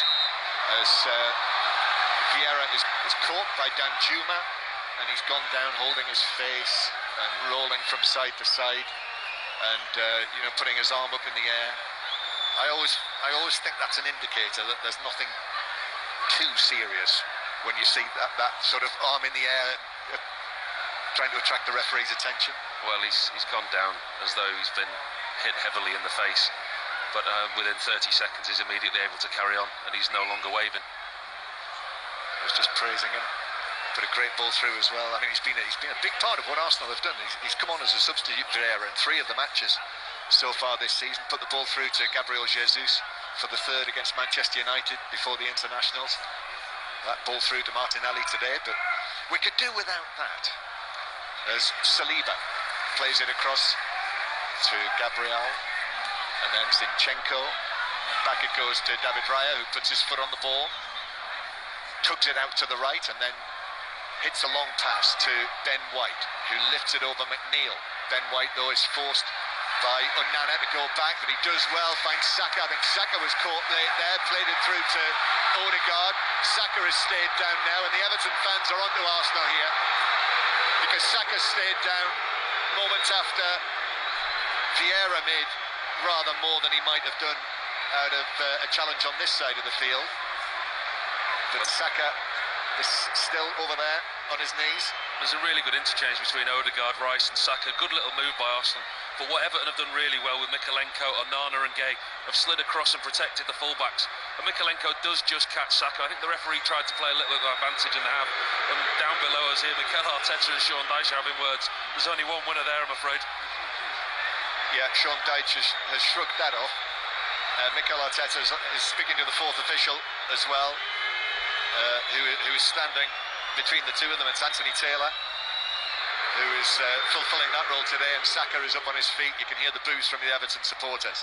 So Everton 0, Arsenal 0. Choice of listening at the moment. Australia-Fiji at the Rugby Union World Cup, live from Saint-Etienne, is on Sports Extra, but Claire Thomas can give us an update. It's as tight as we suspected it might be in this crucial Pool C clash. It's 3 apiece at the Stade Geoffroy Guichard, with penalties from Ben Donaldson and Simeone Kuravolu, the only scores so far. The Fijians have had the lion's share of territory and possession, but haven't yet broken the green and gold wall, although some of the hits have been thunderous. 19 minutes played, and it's 3 plays 3. Yes, I remember that stadium well from the last Euros in Saint-Etienne. Everton 0, Arsenal 0. Throw in for Arsenal, 10 yards inside their own half. And Anthony Taylor's just kept his position there between the two managers in the quite small technical area here, just to make sure that there are no further spicy exchanges between the two of them. Here's Doucouré now, turns on the halfway line. Doucouré, little ball out the far side. The challenge is put in there by Declan Rice. And has that been given as a free kick? I think it might have been. Yes, it has. So it's a free kick to Everton, and the cheers from the Everton supporters for that. Opportunity for Everton just to take the sting out of the game a little bit now. Got a set play, about 20, 30 yards inside the Arsenal half. They will load the box. They'll put the two centre-halves forward. Tarkowski and Branthwaite will go forward, and it'll be delivered into the box. Arsenal are going to try and hold a high line. So the free kick to be played in. As I said, roughly 10 yards inside the Arsenal half on the far side. It's actually played square to Ashley Young. Groans from the Everton supporters. They wanted it in the box in the direction of Betel, but eventually Young's ball in is comfortably headed away by Gabriel, who was up there winning the header against Onana, and it's Arsenal inside their own half. It's Zinchenko who misplaces the pass. Actually, Betel stepped into the way of it, so it was straight back to Everton. And now infield from Doucouré. McNeil, left foot shot, straight at Gabriel on the edge of the box, who is able to take all of the pace off it. And actually Arsenal could be away on the counter-attack here. It's Vieira who's carried it over the halfway line, but he wanted Nketiah to come to him. He went in the other direction, so he had to double back to the halfway line, back into his own half, and it's come to nothing for Arsenal. Although Vieira's back with it again, swings a left-footed ball out to the right-hand side, chested down by Saka. Now he's got the ball at his feet. Saka cutting infield as he does so dangerously time and time again, but Everton are wise to that. Zinchenko then gives it to Rice. Now to Ben White on the right. Mikalenko puts in the challenge, bounces to Odegaard. Declan Rice again near the right corner of the box, and then Ben White's there as well. Little ball into Odegaard, flick, back to White with a shot, left-footed, but it's straight at Pickford, who's able to pat it down from in front of his face. Lovely interchange by Arsenal there, decent strike on goal, but Sean Dyche below us, he's got a lot to say to his team. Because Everton had the free kick, so they were higher up the field, and they decided to put on a high press, but Arsenal just showed their quality. They won the possession back, and within 2 passes they were in the final third of Everton, causing them problems, and that shows why they're trying to have a low block against his Arsenal team, because if they do lose possession, 2 or 3 passes, Arsenal can cut them apart. Yeah, good interplay that though from Arsenal, pressed by Ben White in the middle of all that as well. And Ben White it was in the end who hit the shot, but straight at Pickford. So Everton 0, Arsenal 0 remains the score on this 5 Live Premier League Sunday on BBC Sounds, on the World Service as well. And Arsenal coming forward over the halfway line. Huge week ahead. Arsenal returning to the Champions League after a 7-year absence. Yes, that was very much the talking point at Newcastle yesterday, their return after 20 years. But for Arsenal, 7-year gap from the Champions League. Home match against PSV, so that's going to be a big night on Wednesday. We'll have it all covered for you. And our 3 Champions League commentaries are Milan, Newcastle, and Manchester City Red Star Belgrade on Tuesday night. And then Bayern Munich, Manchester United, which is kicking off at the same time as Arsenal PSV. But I'll be in Munich during Oktoberfest, as I learned from Rafa Honigstein a couple of weeks ago, which is a great event. I don't know whether you've ever had the pleasure of Oktoberfest. I haven't, no, never. But I'm not sure. I believe that you wasn't sure that it was on and you didn't know about it. Honestly. And you might wonder, but it does. It begins in September and then goes on into October. I'm sure many Manchester United fans will be looking forward to that trip at the moment. Well, they might enjoy Oktoberfest more than they enjoy the Allianz Arena, but we'll see. Certainly, it looks daunting for them. Here's Zinchenko, 30 yards out. On his left foot, thought about a shot, but was quickly closed down by Doucouré, so gives it to Trossard. Trossard, now he's got two Everton men with him, plays it into the box at pace. Zinchenko is there, but forced out of the penalty area, gives it back to Gabriel. Everton have got everyone back, apart from Beto. As Paul Robinson said, Beto is very much playing the lone striker role here in his form debut. And Arsenal still in possession. Gabriel just wanders forward with it, and then Vieira square to Rice. White is over there on the far side. Zinchenko as well. Ben White again. Saka now. It's just hasn't quite got the zip that Arsenal want. But Zinchenko to the edge of the box, bounces away. It's cleared by Everton. They look to break away, but Danjuma couldn't get there. Vieira was just too nippy and was able to get to the ball first, and Arsenal back in possession. Still goalless here. Still just the two goals in the matches at Goodison Park so far this season. Rice playing it square to White. White just forward and right of the centre circle, but this is football at walking pace here. It's up to Arsenal to try and find a way through. I mean, this, as Paul Robinson said right at the outset, this was the approach from Everton, and Arsenal, it's up to them to try and find a way through this. Gabriel now. Gabriel to Trossard. Trossard on the left wing. He's now moving in field. But then it goes back to Zinchenko, and Zinchenko square from him. The Arsenal supporters over in that corner, they've not seen their team win here since 2017. They're trying to urge them on to a little bit of inspiration. White, then to Saka on the far side. Everton working so hard to make it as difficult as possible for Arsenal. Zinchenko then curls a pass long into the area, taken down by Vieira, pulls it across via a deflection which took it back out of the penalty area, and Everton should be able to get it away, but that was an opening not taken advantage of by Vieira, and then Zinchenko is able to put in a challenge on the halfway line on Beto to put it out for a throw for the home side. Something that Arsenal are going to come up against a lot this season, teams that will play the low block and say go on then, break us down, try and get through. They've got to be quicker, they've got to move the ball quicker in the final third. They've got to move Everton players out of position and try and create space, just like they did for that disallowed goal. Having the possession in front of Everton, it's all well and good. I've not looked at the stats, but I suspect they're over 70% possession. But not being able to turn that into goals will be something that they'll have to do this season, because they'll find that teams will frustrate them. It's got to be in that region, hasn't it? As, in fact, 78%. Gary Flintoff just tells us. Ball forward, but Everton offside against McNeil, so a free kick to Arsenal. Dwight McNeil just has come across to the right, and Danjuma to the left for the time being. So 4 minutes of added time. We're not quite into that yet. At half-time, we'll have more on Bournemouth's 0-0 with Chelsea. More on the Singapore Grand Prix. If you've not heard, that sounded eventful. Check out Flag podcast. We'll have all of the details on BBC Sounds. Long pass from White, but that is beyond the run that was being made by Vieira, and it's through for a goal kick. Yep, BBC Sounds, where you'll also get the Monday morning 5 Live Football Daily podcast for free. Nader Manuaha, part of it every Monday morning, and a goal kick for Everton that Pickford is going to take. So, in terms of goal mouth activity, very little in the first half. And Everton clearing through Mikalenko out of play off Saka, so it's a throw into Everton halfway inside their own half. In fact, it was a handball, wasn't it? I think. Yes, it was. So a free kick to Everton that I think will be left to Jordan Pickford. Pickford comes up, the long run up, and then strikes it, left-footed, long downfield, but beyond Beto, headed away by Saliba. It is won in centre field by Idrissa Gueye, who runs it out to the left-hand side, crosses left-footed, McNeil takes it down on his chest, shoots, that was blocked inside the area by Saliba, comes back to Everton, and then, it's given away in centre field. Trossard was very quickly onto that, the crossfield pass from Onana, but that's won back by McNeil, who is adjudged to have fouled Trossard. and it's a free kick to Arsenal halfway inside their own half. Oh, it feels hard done to there. Feels like he's won the ball.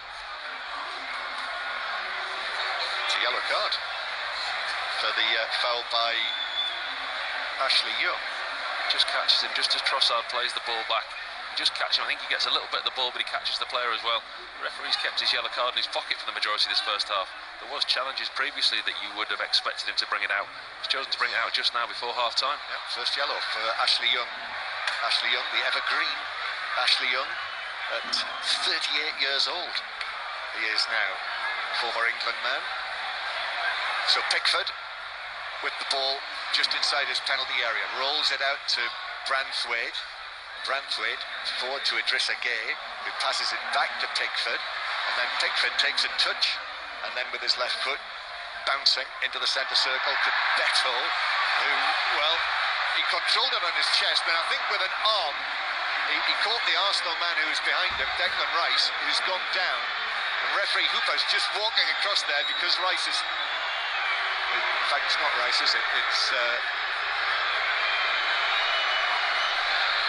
It is Ben White who's just climbing to his, Saliba actually, Saliba's just climbing to his feet. He's okay. I mean, that's really poor from the Arsenal man. Yeah. This is good, very good centre-forward play by Beto. He's just got his back to goal, he's trying to hold the ball up, and his hand brushes Ben White's face. And I mean, he's gone down in a manner that we've discussed so many times this season. He's rolling around, holding his face, and within 30 seconds, he's just got up. Saliba. You know, that's the guidance that they get. And players back underway. Summed it up, really. It's been so scrappy. Everton 0, Arsenal 0. As Arsenal again come forward, but there's no pace in this. They have to come back, recycle it through centre field. Rice back to Gabriel, now to Vieira on the left-hand side. Vieira against McNeil, takes him on, beats him one way then the other, then cuts back again onto his right foot. It's a long pass to the edge of the area. White takes it down, tries to set up Rice, but Idrissa Gueye very quickly closes down Declan Rice. I mean, there's no space over there at all. And then White is challenged, and it's out of play for a throw-in. They defended really well and resolutely, Everton, with Gueye and Onana protecting that back four, sliding from side to side. And Arsenal at times have been pedestrian-like. They've lacked that spark in the final third. They've lacked that key to the door, if you like. Odegaard's been a bit deep. They've struggled without Martinelli. They've had a lot of possession, but it's been slow, pedestrian-like. Mikel Arteta at half-time will go in and say, we have to get the ball forward quicker. We have to get in behind this defence quicker. And that's it. That's a goalless first half here. Everton 0, Arsenal 0. And I have to confess, I suspect more of the same in the second half. Well, listen, I think Sean Dyche will be delighted with the way that his team have performed in the first half. They've had a clear game plan. They've stuck to that game plan. And bar the disallowed goal that was offside, it's worked for him. They've grown into the game a little bit. They've threatened at times from set plays. They haven't had a load of opportunities, but we haven't seen Everton score goals. They're not a real goal threat. From an Arsenal point of view, I'm not surprised that they've had the Lions' possession of the ball.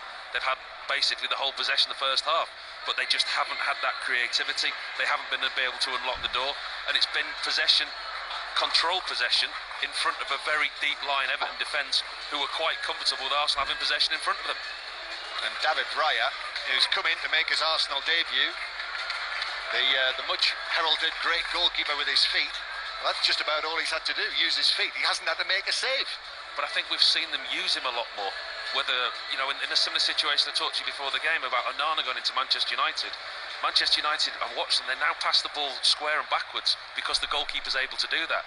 And I found that Arsenal, rather than going forward, the defenders, the midfielders had opportunities to turn and be penetrative themselves. They would use the goalkeeper and they would pass the ball at the back, at times unnecessarily. Just a little touch from Aaron Ramsdale there, by the way, who came out to warm up with the substitutes at half-time. He actually gave David Raya a high five as the two crossed one another going on and coming off the field. So half-time here at Goodison Park, it's Everton 0, Arsenal 0. It's been every bit as stodgy as Everton have wanted it to be, Paul. Yeah, absolutely. I think that's a really good word, actually. I said before the game, they have to find a way. They're not going to go toe-to-toe with Arsenal and play football. They've got to disrupt them. They've got to make it uncomfortable for them. That's why Arsenal don't like coming here. The history hasn't been good here because Everton have always found a way to play against them. And Sean Dyche's teams are good at doing that, because if you look at him at Burnley, the Burnley team that he's managed have quite often been inferior to other teams. And by that sense, they have to find a way of playing against the team, of making it uncomfortable and getting something from the game. It was never going to be pretty from an Everton point of view. Paul, John, thank you for the time being. So we're still waiting for our first goal of the day on Premier League Sunday. Everton 0, Arsenal 0 at the break. Earlier it finished Bournemouth 0, Chelsea 0. We've got reaction from Maurizio Pochettino and Anthony Iraola on the way. We'll also keep you up to date with what's happening at the Rugby Union World Cup. We'll be in Nice for the first time. Don't forget, England versus Japan in full later tonight on 5 Live at 8 o'clock. And it's Australia 8. Fiji 9 is a later score in Pool C. That could impact England as well. If England win their section, they'll play the runner-up in Pool C, which of course also features Wales. We'll also speak to Robbie Savage. First chance to look ahead to 606 08085 909 693. The lines are open, so you can book your calls in right now. We'll do all of that after the news with Stuart Clarkson. Listen on BBC Sounds. This is BBC Radio 5 Live. The BBC says it's urgently looking into the issues raised by an investigation into Russell Brand by other news outlets. He worked on BBC radio programmes between 2006 and 2008. The Met Police has also confirmed that it's in touch with the Sunday Times and Channel 4 following allegations of sexual assault made this weekend. Mr Brand has strongly denied the claims and says all his relationships have been consensual. A 35-year-old woman's been charged with the murder of 2 elderly people in Chelmsford. Virginia McCulloch will appear in court tomorrow. Essex police say they were called out on Wednesday after concerns were raised about the welfare of 2 people. International aid is slowly reaching the Libyan city of Derna, which was devastated by flash floods last Sunday. Thousands of people died and many more have been left homeless with no electricity or clean water. Correspondent Anna Foster is there. One thing that we are starting to see now is the beginning of international aid arrivals from different countries around the world, and it's starting to reach the places that need it, and crucially with trying to help those survivors who are still living in the middle of, in many ways, a nightmare. Italy's Prime Minister Giorgia Meloni says the future of Europe is at stake following another influx of migrants from North Africa to Lampedusa by boat. The head of the EU Commission, Ursula von der Leyen, has been on the island today. She's offered proposals on legal pathways for migration, plus greater efforts to tackle people smuggling. More than 8,000 migrants arrived on Lampedusa in just 3 days last week. And Labour has said it won't guarantee to build the full route of the planned HS2 high-speed rail line if it wins the next election because of concerns about the possible cost. It creates further uncertainty for the project, which has seen costs spiral after a minister refused to commit to the line reaching Manchester. Get ready for more, betterer, excellenter, goodlier, way out there, bestest American football. NFL on 5 Live and Radio 5 Sports Extra. It's heavy RMS power, so dial your amps up to 12 and crank up BBC sounds to soak up the atmosphere and excitement from sports' epically entertaining game. Gridiron mastery, pigskin perfection in their 104th season. Later tonight, it's New York Jets at Dallas Cowboys. Live play-by-play commentary on Radio 5 Sports Extra. Listen on BBC Sounds. This is 5 Live Sport with Steve Crossman. On 5 Live. Listen on BBC Sounds. Great Britain serving for the set in the latest rubber at the Davis Cup over in Manchester. Russell Fuller. In the shape of Cameron Norrie, who now has 30-15 and 5-3, but he's lost the first set on a tie-break to Ugo Humbert, the world number 36. Dan Evans beat Artur Fils earlier, so if Norrie wins this match, the doubles will be academic, and Great Britain will qualify for the knockout stages of the finals in Malaga in November. 13,000 people watching in the AO Arena, the biggest ever Davis Cup UK crowd, and Norrie feeling a little bit of pressure. He's not in great form, his confidence isn't high, but he did have 2 very important wins for his country in February when the matches in Bogota at altitude on clay to see Britain through to this stage of the competition. He's closing in on the second set here, trying to level the match, just 1 point away, 2 set points at the moment, and we'll see if he can finish it off here, Steve, to level this match with Humbert, but he's netted there, Norrie, so it continues. You know tennis, it could go on a while, but it's a second set point for Norrie to try and level this match. Russell, thank you very much. We'll be back with you very, very shortly. Let's go back to the Rugby Union World Cup. Australia with a lot of work to do against a very impressive Fiji. Claire Thomas. We thought this one might be a thriller, and the first half has done nothing to disprove that. Fiji lead Australia by just 4 points in Saint Etienne. Much of this one has been on a knife edge in the midfield with points at a premium, and so Fiji uncharacteristically have headed for the post whenever that's been on offer, and a note-perfect Simeone Kuravoli has sorted 4 penalties. Australia, though, have managed the only try of the afternoon through prodigious winger Mark Nwanganituase, who is such a formidable, fearless athlete. You might be forgiven for thinking he's a Fijian himself. The hits are huge, the pace breakneck, and the consequences enormous. Australia place 1 foot in the quarters if they win today, whilst Fiji needs to spring an upset if they're to keep their own campaign alive. What a game this is proving. Half-time is looming in Saint Etienne, and it's Australia 8, Fiji 12. Cameron has just dropped both of those 2 set points, so it remains 5-3. Juice at the moment, of course, on the Norrie serve. Great Britain leading France in that crucial winner-takes-all Davis Cup tie by 1 rubber to 0. Let's go to Nice then. The third and final game of the Rugby World Cup this afternoon is England versus Japan. Live commentary on 5 Live with Sonia McLaughlin once we're done with Premier League Sunday and 6:06. Correspondent Chris Jones, Chris Ashton in the stadium in Nice. And as I was just saying, Chris, you know, half an eye on the moment at what happens between Australia and Fiji, because it'd be very interesting to see who England are going to end up playing in the quarter-final. Oh, 100%. Fascinating game, as Claire was saying, edging towards half-time. If Fiji can win that, then goodness me, that shakes up Pool C, doesn't it, with Wales getting that bonus point win just about against Portugal here at this stunning stadium on the outskirts of Nice, where we are right now. But yeah, England have got to get there first, as do Wales. Wales are 2 from 2. England 1 from 1 after that. Pressure lifting, crucial, enormous win against Argentina last Saturday. They put some fantastic foundations in place. Can they back it up tonight? That's the big question. This is the big test of the pool for them, isn't it, Chris? Yes, well, I mean, it's, as everyone always says, it's 1 game at a time. This week's Japan. We haven't seen too much of them since 2019, really, where they were upsetting every team, Scotland, Ireland. So we're looking forward to seeing them play tonight. They will have targeted England. They will be back in another upset like they got against South Africa a few years ago. For England's side, it's great to have some consistency in the back line. We're not seeing it too often recently for an England rugby team where we've got the same back line out for a 2nd week in a row. Hopefully we can build on that and get some tries under our belt. What are Japan's big weapons, guys? Ball movement. They really set the rugby world alight, didn't they, with what they did in 2015 against Africa and Brighton, but more particularly I think 2019, because they backed it up to the extent they got out of their pool and became the first side from Asia to reach the World Cup quarter-final. Same coach in Jamie Joseph at the helm. Bit of a squad turnaround, but still the back row's world-class with Leach, Labashakni and Himeno. Unagari's a world-class operator at number 9, and Kataru Matsushima, who I'm sure Chris Ashton has played against, because he's played against everyone in his brilliant career. He's a live wire on the wing. So are they the same force of 2019? Probably not. Have they got a chance, though, to get a major scalp again at the Rugby World Cup tonight? Of course they do. Thank you very much, guys. Chris Jones and Chris Ashton inside the stadium in Nice. 8 o'clock, full commentary. Join Sonia McLaughlin and the team after 6:06. Bournemouth and Chelsea remain in the bottom half of the Premier League table after a goalless draw at the Vitality earlier. So there's only 1 win in the Premier League this season between the 2 of them. Here's the Chelsea head coach, Maurizio Pochettino. It's difficult to split the performance and the result and the feelings now, because I think we feel all disappointed, and of course we wanted to win. We created too many chances, but again we didn't score for second time, you know. And yes, that is a thing that is make me very, very angry because and disappointed, because the effort of the team is fantastic. The players were fantastic in the effort, and you know they fight a lot.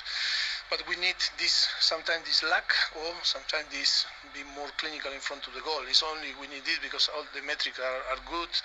You know, we create too many chances, but in football it's about to score goals. And that's Pochettino. Here is the Bournemouth buff, Anthony Iraola, with George Cummings. Andoni, your reflections on your team's performance this afternoon, what did you make of it? We're happy with the performance of the team. Probably 1 point. It's not enough, no, but it's true that we were facing a very good team like Chelsea that they can score in any play, so I think there are a lot of positives today. And just in terms of what you've seen from your side, you've only been here a short time, but when are they really going to be playing how you want them to in your style of football? You never know. We don't have any guarantee, nobody has, but I think we're improving. Today I think there were really good news also in individual performances against difficult opponents. I think we had our first clean sheet. That is also good news for us, because we know that we need to improve these numbers defensively, but we still need the complete pack, no? The game where you score and you can win the game. Let's go back to Manchester. Second set has now ended. Russell Fuller. On a fourth set point, and having saved one break-back point, Cameron Norrie has taken it 6-3 against Ugo Humbert. So this second match of the day is level at 1 set all. If Norrie wins the decider, Great Britain are into the quarterfinals. Thank you very much, Russell. You can watch along on BBC iPlayer or get more coverage on the BBC Sport website. 08085 909 693. Lines are open for 606 with Robbie Savage and Chris Sutton. Afternoon, Rob. Afternoon, Steve. How are you? Yeah, I'm good. But you know what? It's been a tough one today with the two games. I won't lie to you. Well, you just say it how it is. Yeah. Seriously. What are you going to talk about? I've got no idea. What about the rugby?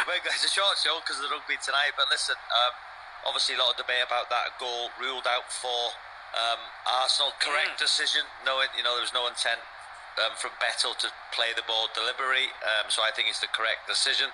VAR for once, doing really well. Talking about Heckenbottom, talking about the referees yesterday. Yeah. The standard of refereeing, and I agree with some of the points he made, Steve. No question about it. Which ones do you agree with? Because he talked for a long time, didn't he? Well, the one where he alluded to the fact that we need people to know what they're doing. What was that point he made? There was one where he said that he felt the officials were dictating the way that Sheffield United were playing, which I'm not sure was met with quite as much support. Yeah, I get that though. I understand that. I do understand that from Paul Heckenbottom. I watch a lot of games, and listen, I'm a big advocate of referees. And listen, we need more referees, young referees especially. I think the percentage of dropouts is huge. So listen, we offer support to referees, but some of the decisions, and is Howard Webb doing a better job than Mike Riley? That's a big question. But today, VAR's got that completely right. And without VAR, that goal would have probably stuck. And Everton, listen, are they going to have a shot? Are they going to get get a goal at home? It's been a long afternoon for you. Hopefully it's not as long 6:06. It won't be. It's going to be great. We go to the rugby. 08285 909 693, Stephen. Thank you very much indeed.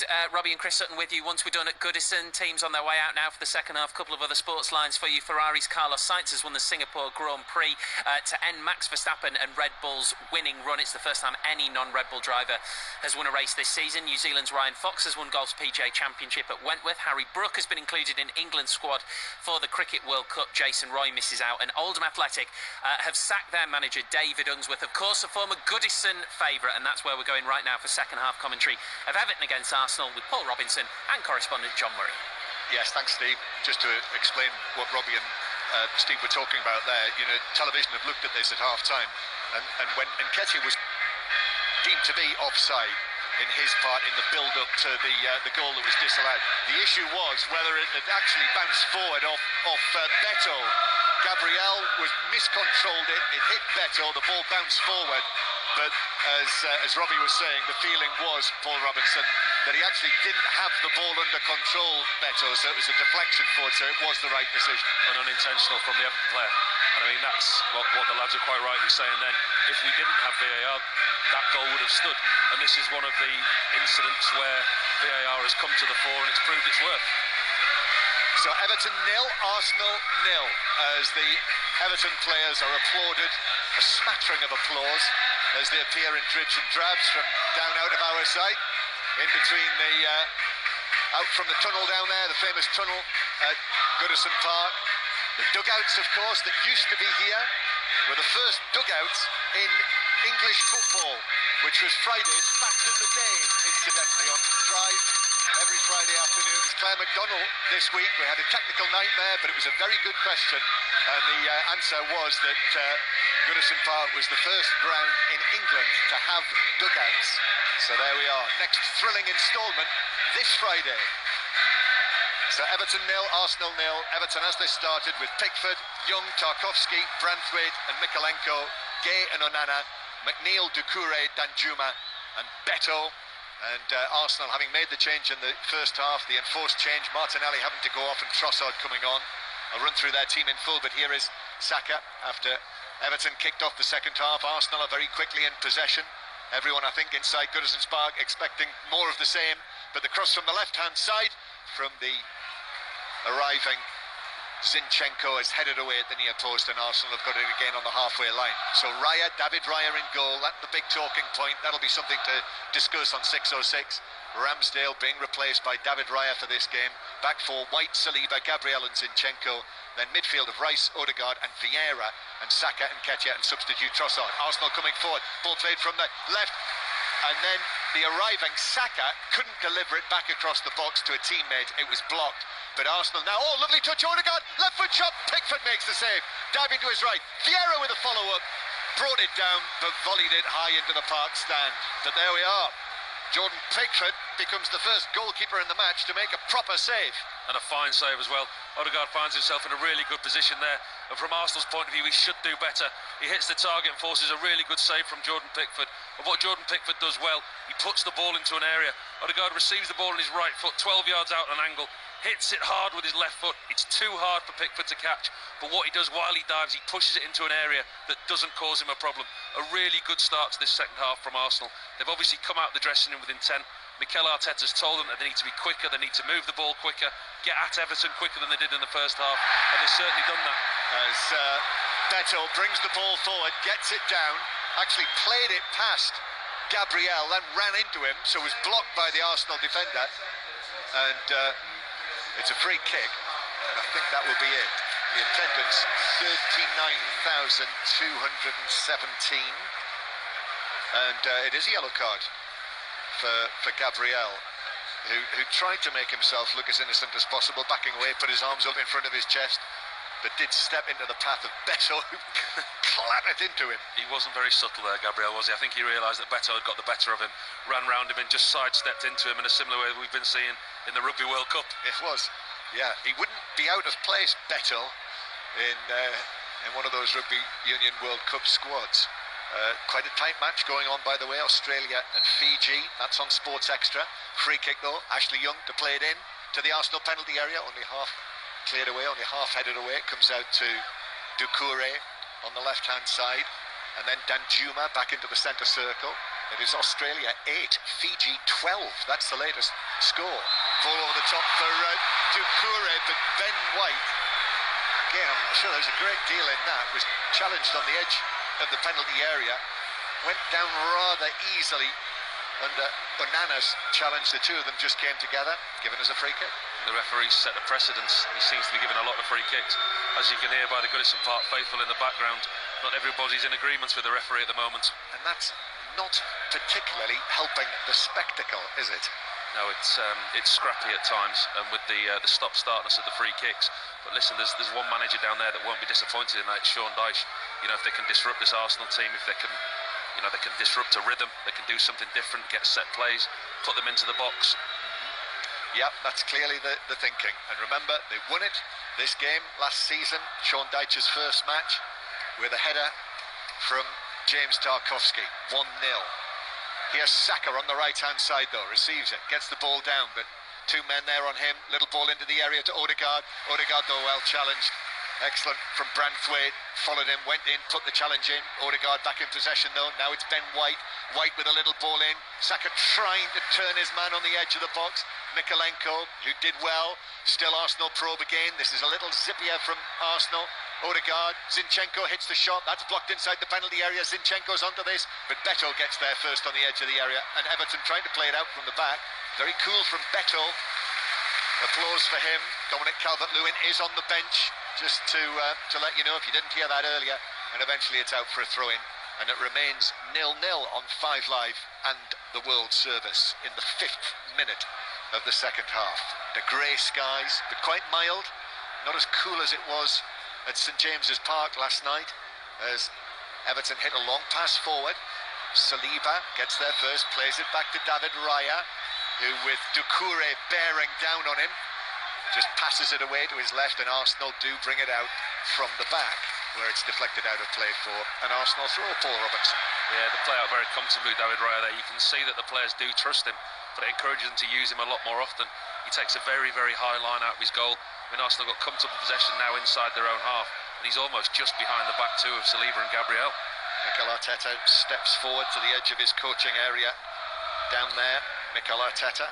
Amazing to think, you know, how time flies, that this is his 186th match as the Arsenal manager in all competitions. Here, they have it on the left-hand side. Good progress, runners-up last season, finishing 5 points behind Manchester City, but that's what they are right now, 5 points behind Manchester City. That's why, you know, matches like this, they simply have to keep pace with the top clubs and principally the defending champions. Say about Arteta, it's quite incredible the fact that he's racked up that many games, the pressure that he was under when he first took over the job. Odegaard now to Saka. Saka trying to find a way into the box, blocked by Branthwaite. Here's Odegaard again. Odegaard plays it back. Zinchenko out to the left-hand side. Substitute Trossard is there. Trossard beats Danjuma. Right-footed ball into the box, but that is headed away by Onana on the edge of the 6-yard area, and Arsenal start again. When Pickford made that save earlier, that had the hallmarks of an Odegaard goal all over it. We've seen that so many times, haven't we? Pulling the ball onto his left foot in the area, opening it up, but just wasn't able to direct the shot wide enough with Pickford. And West sat right behind it here, and Odegaard, he created himself space that wasn't there almost, didn't he? He seemed to get a good bit of space in the box, and you just expect him there to open up on his left foot and curl it round Pickford. He didn't quite get the width on it. It was too close to the goalkeeper, but the goalkeeper still had to make a good save. So Pickford will just roll the ball out in front of the penalty area. Long from him downfield. It's headed infield by Saliba, but Gay gets there first for Everton. Now Danjuma, he's moving infield from the right-hand side, but it breaks down to Doucouré's return pass. Not good enough for Danjuma, and Arsenal will clear. Although Vieira's given it away. There's encouragement for the home fans here inside Goodison. Just under 40,000 people watching, hoping that they're going to see Everton's first goal here this season. And there's a miscontrol from Mykolenko on the left wing. Under his foot, throw into Arsenal. Sums the game up, that really, doesn't it? A lot of misplaced passes. Nobody really enjoying that much possession. The game needs a goal, John, doesn't it? Really does need a goal. I know we've talked about the lack of goals today, but it does need a goal. We had one disallowed in the first half, but since then we've not really had many goal-mouth incidents. No. It's the Everton game plan, but if they get something out of this, you know, that's in the position that they're in, I think you'd have to say that would be a good point or more. There's Trossard, though, running from inside his own half, suddenly bringing a bit of life to proceedings. Halfway inside the Everton territory, uses Vieira on the left-hand side, and then back to Zinchenko. But the pace drops again. Everton drop back into position. Zinchenko gives it to Declan Rice. Rice now, low pass to Saka. Saka controlling, he's on his left foot. Back to Declan Rice again, now back out to White on the right-hand side. Arsenal with Saka curling it in, left-footed towards the back post. Trossard heads it across, hooked away by Tarkowski, and then cleared further away by Ashley Young. All in a tight area in there, but well defended by Tarkowski. Does really well, Tarkowski. Trossard finds himself free at the far post. He can't get a clear header on goal. He goes to head it back across the goal. Tarkowski doesn't know that Pickford's called, and he just gets across in front of him. But the move that led to that goal, it sums up Arsenal's play today. They had really good possession down the left-hand side with Trossard. Instead of driving into the box or putting a cross in, he chooses to turn out and play it 20 yards backwards to Zinchenko, and the move stops. Our colleague Phil McNulty, the BBC's chief football writer, is here today. Here's Vieira on the left-hand side. Vieira wins a throw-in on the left-hand side, and Phil has rather wittily said, a little post just before half-time, he said, Everton's game plan appears to be to lure Arsenal into a dreadful game, and in the last few minutes, there are signs they might be getting there. It's not very good. But Arsenal, it's the old story. It's up to them to try and find the craft, imagination and quality to find a way through. I think losing Martinelli was a blow, but Trossard's come on, and very, very talented player. But Everton so quickly dropped back into position, dropped back into their roles. Just so well drilled by Sean Dyche. And we saw Sheffield United do it against Manchester City this season. I think Manchester City had over 80% possession at points in that game, and their game plan, Sheffield United, was to be low block, resilient, hard to break down, hard to beat. And Arsenal, Manchester City, they're going to have to find the answer this season. They're going to have to find the key to the door, because other managers watching this game who are scouting, who will be playing Arsenal in a couple of weeks, will say, OK, they struggle to break teams down. Let's sit deep and make it hard for them to get through us. Yeah, next team that Arsenal play in the Premier League, none other than Tottenham. next Sunday, which is a 5 live commentary match, and I promise you, will not be like this. Saka, infield towards Rice. Rice, now to the right-hand side, to White, and then back to Rice again, who goes towards the halfway line. You'll be able to read Phil's match report, by the way, on the BBC website. Watch the action on Match of the Day too tonight. I bet you can't wait. Trossard into the penalty area. Gets to the byline. Ball across. Past Pickford. Cleared away in the middle by the defender who is in there. Mikalenko's on the line. McNeil as well. But actually, the offside flag was up. And if that had ended up in the back of the net, it wouldn't have counted. Comes to nothing, but Mikalenko wasn't to know that. He gets back, and what his goalkeeper does, he dives, tries to intercept the cross, but Mikalenko gets in behind him, and he makes a great block on the line. He saves his team a certain goal, but we're used to seeing the assistant referees put the flag up a little bit later. Yeah, well worked, well played by Mikalenko. So it is still Everton 0, Arsenal 0.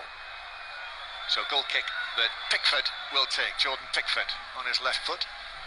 And that's beyond everyone in a blue shirt. Groans, more groans from the home supporters, as Gabriel is going to allow it to dribble over the dead ball line for a goal kick.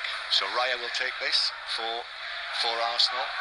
For those who weren't listening earlier, with Aaron Ramsdale left out, Paul Robinson telling us you're in exactly the same situation as Ramsdale is today, back in your Tottenham days.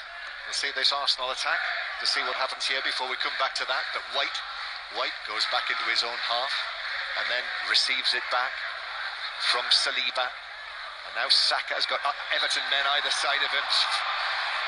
Physical challenge from Doucouré, down goes Saka, and it's another free kick to Arsenal on the right-hand side. Yes, it was Wanda Ramos, wasn't it, who broke the news to you that you were not in the Tottenham team? Yeah, I was slightly different to Aaron Ramsdale. I wasn't playing particularly well at the time. The Croatia incident, when the ball bobbled over my foot for England, had knocked my confidence, and it affected the way that I was playing at club level as well. So I was kind of in and out of the team at the time, and he'd choose to play me certain games. But then when he did pull me out of the team, it was hard. And even though, listen, Aaron Ramsdale, it's even harder for him because he's not put a foot wrong this season. Yeah. He played for his country midweek. He was England's #1 against Scotland. Rice has won it back. Now the ball's played through to Nketiah in the area, but Tarkowski does really well. Well, that was almost the first slip Everton have made, to actually lose possession in that area, but they defended it brilliantly, Tarkowski. And Nketiah does really, really well there. Just sits on Tarkowski's left shoulder, rolls him into the box. He knows that Tarkowski can't touch him, but he just times the tackle well, gets a great block in between him and the goalkeeper.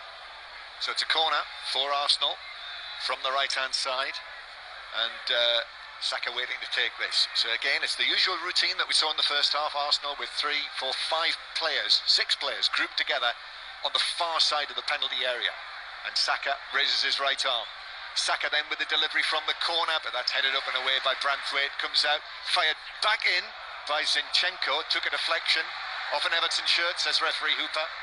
And there's a low 5 there. Actually, Pickford comes across and gives Branthwaite a low 5 for that header away. Well, they'll be quite happy defending set plays if Arsenal keep putting it in the box. Everton are good at set plays, attacking wise, and you would expect Arsenal to be more creative, to be playing short corners. They've put every single corner that they've had, they've put into the box. They've clearly worked on the set plays.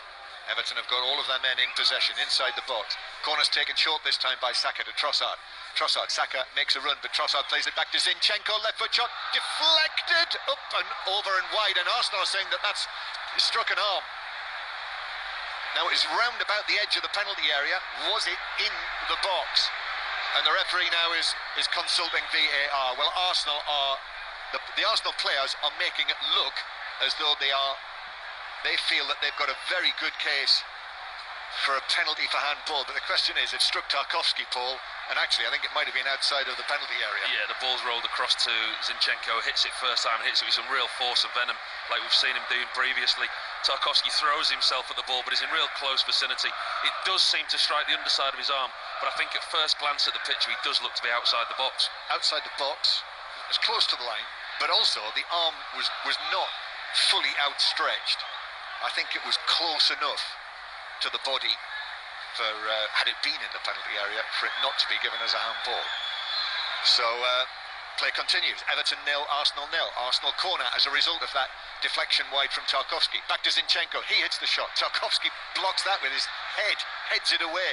Then Vieira now on the left-hand side. Vieira clips it in towards the back post. Branthwaite's underneath that. He got his head to it, and Pickford was able to move out of the penalty area, out of the 6-yard box to his left, and grab it, and then overarm it out for the run to the halfway line by Doucouré. Arsenal defenders coming back. This is a rare foray forward by Everton, but the groans because they've gone back into their own half. I think they just realised we shouldn't be this far up the pitch. We're out of position, we need to regroup. What are we doing here? Retreat. So that's what they've done. And Onana goes back into his own half. Tarkowski and Branthwaite coming into their own fall. Some real, as they used to say, muck and nettles defending as Onana plays it forward. But Saliba tidies that up. Immediate pass out from goalkeeper Raya. And then Ben White being put under pressure, being fouled by Mikalenko in a free kick to Arsenal in their own right back position. They're not very happy about that up in the stand around us, but I think that was a foul on a free kick to Arsenal. Still 0-0. By the way, going back to Wanda Ramos, did he actually, was it one-to-one, quiet conversation, told you the news? It was difficult with Wanda. Wanda could speak English and understand when he wanted to, but when he didn't, there was a clear language barrier. So I think it was a case of flipping the team sheet over and I wasn't in it. Me going to knock on his door that was pretty tightly, firmly shut. And when I did speak to him, he didn't really get what I was trying to ask him and what I needed to do. Sort of, you, thumbs down. Yeah, you're not playing today, son, off you go. Right, there we go. But I didn't take it particularly well, but actually, and it's a difficult situation to be in. Of course it is. As a number one, as your confidence is hit, your status in the dressing room is hit, and you don't realise at times, sometimes you need to be taken out because you can't see the wood for the trees. Your initial thought as a professional is, I want to work hard on the training ground, I want to keep working, I'll stay a bit longer today, I'll do a bit more, I want to keep playing, I want to get out of it. When actually, sometimes you need somebody to go, come on, you need to take a rest. But actually, with Aaron Ramsdale, that's not the situation because the lad's playing really well. Anyway, David Raya had little or nothing to do as Arsenal play the ball forward, but Will Banks all the way through for a goal kick. But that's one of the things to listen out for later. Is in 6:06, it'll be around about that time, we will hear live, we hope, from Mikel Arteta. So he will explain all about what his plans are, what his thinking is for the goalkeeping position with Arsenal. And by the way, the live sport doesn't end there tonight. Australia, Fiji at the moment, but England, Japan live from Nice from 8 o'clock tonight. 5 Live, the place to hear it. And Everton are going to make a double change. And Dominic Calvert-Lewin is going to come on, you would assume, to replace the home debutant, Beto. He's had a pretty thankless task up there today, hasn't he? He hasn't had much chance.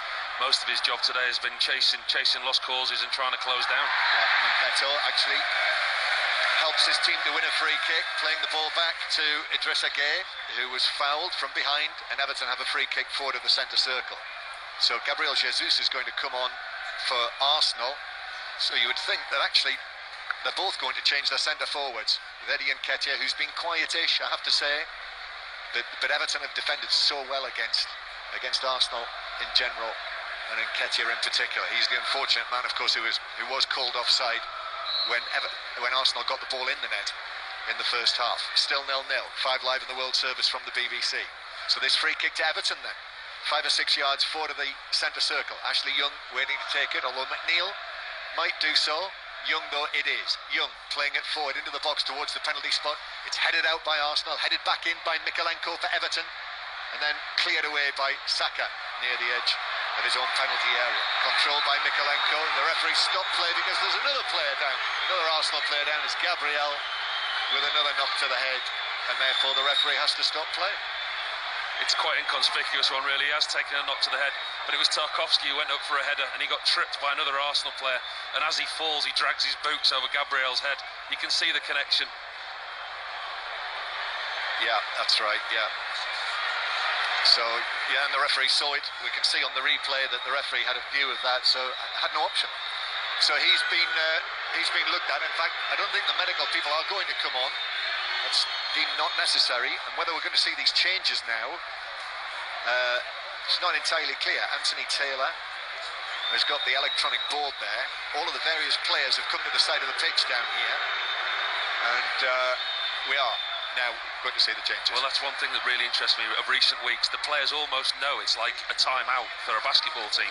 As soon as a player goes down injured, the rest of the players gather around the manager. They all seem to run to the edge of the pitch, and it's like the managers are using these injuries, these stoppages in play, as extra time-outs within the game. So Gabriel Jesus is on for Eddie Nketiah, who was away with England, of course, didn't get onto the pitch for his first cap. But there's the applause from Beto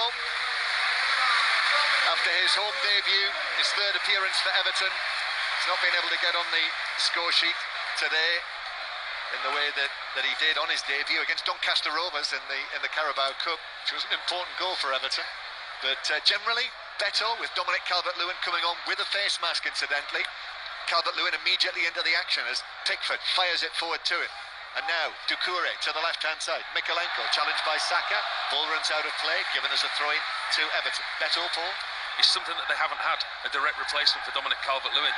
We spoke so often about Everton's lack of goals, the lack of opportunities to score goals, and without Calvert-Lewin they haven't looked like a goal threat, and we know that they haven't today because they're playing against Arsenal.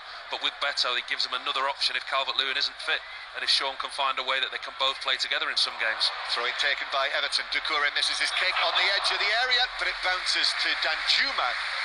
It's sat up for him. He went for it on the volley, but volleyed it over the top, and it remains Everton 0, Arsenal 0. Let's get another update from Claire Thomas. What's happening in the Australia-Fiji game at the Rugby Union World Cup? Plenty is happening. We're just moments into the second half and Fiji have extended their lead in what is a must-win clash for the Pacific Islanders. They're now up 19 points to 8 thanks to a brilliant score from Joshua Tuisova, an athlete who's about 50% carbs and the rest dynamite. He was quickest to react to a loose ball and flew clear into the corner. So it's 45 minutes gone in Saint-Etienne and Australia trail Fiji 8 points to 19. So things not going the way of Eddie Jones and Australia. 0-0 here at Goodison Park, and Bukayo Saka winning a corner after he initially got past Mikalenko, but again Mikalenko got back at him and was able to deflect it behind. So it's a corner that Arsenal, I think, might take short. Will they? Odegaard is there. Saka's stepped off the pitch to take this. They do take it short. Odegaard takes it on. Left-footed ball clipped in towards the back post. It's headed down, but with no pace, no power. Gabriel Jesus, I think he had his back to goal at the time, and it just came off his head, bounced down, and Pickford was able to pick it up and clear it away. We've got a quarter of the match to go. Still Everton 0, Arsenal 0. The classic match of few chances. Here's Saka receiving it from Zinchenko from the centre circle. Saka running at Mikalenko again, and then in comes a sliding challenge from Onana, timed perfectly to put it behind for another corner. They've done that so well today, Everton. Gay and Onana protecting that back four. When Mikalenko gets isolated one-on-one with Saka, it's either Onana or Gay that gets across, doubles up on him, and if on the odd occasion where Saka has got past Mikalenko, he finds one of the two holding midfielders there. Corner then, another corner, front of the park stand. That's the stand that has the letters of Goodison in blue right across the top of the roof that you can see from miles around. Corner then, and the ball is in the quadrant, tapped by Saka to Odegaard, and Odegaard runs at McNeil, but then plays it back to the edge of the box to Vieira. Vieira back to Zinchenko, now to the right-hand side to Odegaard, back to Saka, who angles it back, and the shot is in! Trossard is there, left-footed cross goal, in off the far post, and Arsenal now do find the breakthrough here at Goodison. And again for Everton, 1-0 down here on their home turf. Everton 0, Arsenal 1. They've finally unlocked the door, this Arsenal team. They've been knocking and knocking with all the possession. We spoke about the set plays, just putting it in the box. It's been easy for Everton to defend. Odegaard and Saka take these set plays short. It's worked to the edge of the box, and it comes back into Saka, who took the corner. And he finds Trossard with a great cutback, who opens his left foot up 12 yards out on the angle, just inside Jordan Pickford's far post. A great finish by Trossard on his left peg, but it's just that little bit of creativity that Arsenal have been missing. They work a really well short corner, comes back into the middle, and Saka, great vision to pick out Trossard. That's what they've been trying to do. Lovely little flick, wasn't it, by Saka? A clever flick with the pass back into the path of Trossard, and I mean, there's been so little space inside the penalty area, but there, I suppose, in some ways it was inevitable. At some point, they would find it, and there they did. Yeah, Everton defended resolutely, and that's been their game plan. And we said about the corners, Arsenal just kept on putting it into the box. The height advantage that Everton had, the defenders they had in the box, they were defending them comfortably. In this second half, they've played short, they've been more creative, and it's worked for them. So 1-0 to Arsenal. David Raya's out of his penalty area on the far side. It bounced up and he was able to recover and headed out of play for a throw into Everton, who have to come out now. 20 minutes to go, 1-0 down, just as in every home game this season. Odegaard with the ball on the edge of his own box goes back, and Arsenal have it in their own defensive third. So it's back to the Davis Cup in Manchester, and Russell Fuller we go. Great Britain has set away from the quarter-finals. 3 games all deciding set between Cameron Norrie and Hugo Humbert. The Frenchman saved a break point in his previous service game. Very tight in this deciding set. If Norrie loses, Britain will need to win the doubles to qualify for Malaga, John. Thank you, Russell. Everton 0, Arsenal 1. Lines are open for 6:06. By the way, an hour of 6:06 tonight with Robbie Savage and Chris Sutton on 5 Live. 08085 909 693 to ring and book your call about the weekend's action. I'm sure there's still plenty to say about Manchester United if you want to discuss that, having thought about yesterday's events. Manchester United, that'll be our commentary match live from Munich on Wednesday night. Commentary matches Milan, Newcastle, Manchester City against Red Star Belgrade as the holders begin their defence, and then Bayern Munich, Manchester United on Wednesday as Arsenal play against PSV. Long ball from Pickford. Mikalenko on the stretch, he's done well, but the cover is there for Arsenal. Saliba put in the challenge, but it's bounced behind, and this is the cheer for Everton, winning their first corner of the match. Thankful for small mercies. It was a great ball by Jordan Pickford, it really was. Talked about the distribution from Raya at the other end, but that wasn't just a long punt downfield, it was a constructed pass to Mikalenko. Mikalenko saw the space in behind, and Pickford dropped on a sixpence to the edge of the box. It was touch let him down to start with, but then he managed to win the corner. Branthwaite standing in front of David Raya. Ashley Young with a delivery. No, easy catch from Raya, who just came to the edge of his 6-yard box. He's pointing as well as an Arsenal player who's gone down there buffeted. And I think that has been, it's Odegaard who's just taken a knock in there. And the referee must have blown his whistle. Yeah, he's going to start it with an uncontested drop ball. So Everton 0, Arsenal 1. But Arsenal, it's been one of their most difficult places to come in recent seasons, not winning the last 5 visits. I did check, by the way, I was listening earlier to 5 Live Sport, where it was said that the last 5 times Arsenal have been here, it's been a different Everton manager, and it is actually the case. After Marco Silva, caretaker Duncan Ferguson, Ancelotti, Benitez, and Sean Dyche. So this now Sean Dyche, the second game here against Everton. But they're winning 1-0, and it's the Arsenal supporters you can hear in the corner of Goodison Park, waving their Arsenal flags, clapping above their heads as Arsenal bring it to the halfway line, played in towards Vieira, and then back into their own half. Now it's an exercise in control for Arsenal to hold what they have, or indeed increase the lead as Everton have to come out. Saka into Odegaard, and the Norwegian slips it forward to Ben White, who's got space now to the byline. Ben White chips it across, Vieira hooks it goalwards, but down into the ground and wide of the back post. Should do better there, Vieira. Ben White does really, really well, gets in behind, gets to the byline, lifts it to the far post, and Vieira's got acres of space, there's nobody around him. Chooses to take the volley on first time, he miskicks it and hits it into the ground. Just an example there, Everton just pushing far too far up. It's a really good ball by Ben White, and Vieira really should do much better. He's got Trossard behind him as well.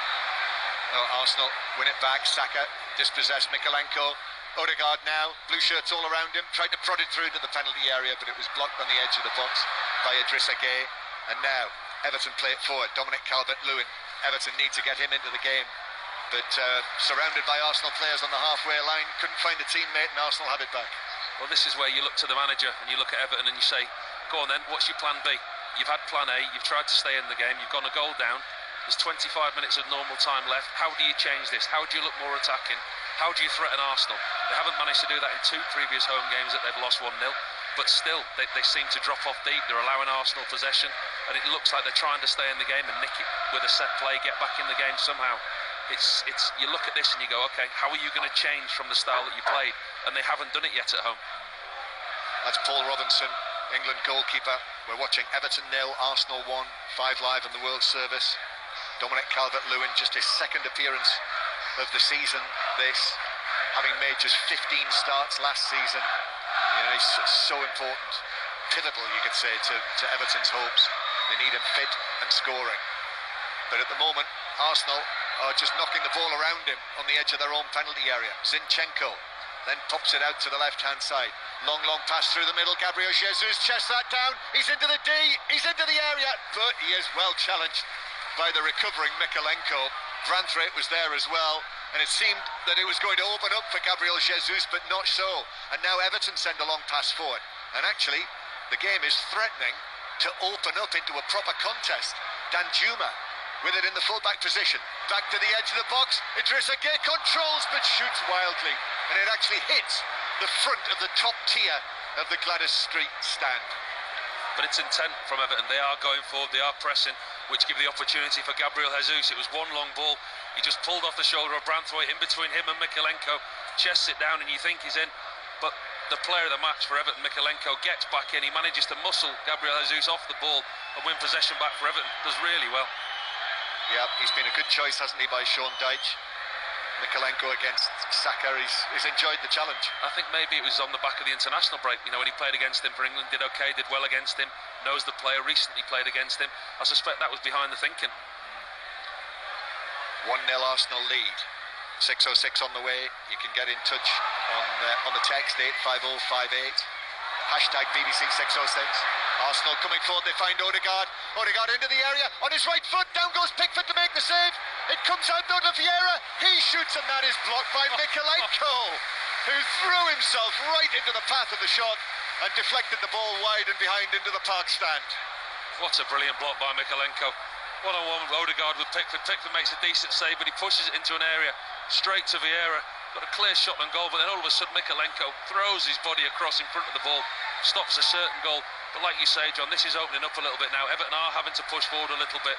The full-backs are pushing on, and they're already starting to look a little bit ragged and vulnerable at the back. Corner then to Arsenal. They scored from a short corner. The opening goal, Leandro Trossard's opening goal. And this is taken short as well in front of the couple of thousand of Arsenal fans in the two tiers there. And then it's played in by Vieira. Pickford comes, makes a punch, which carries the ball out towards the right-hand side. And Arsenal back in possession again.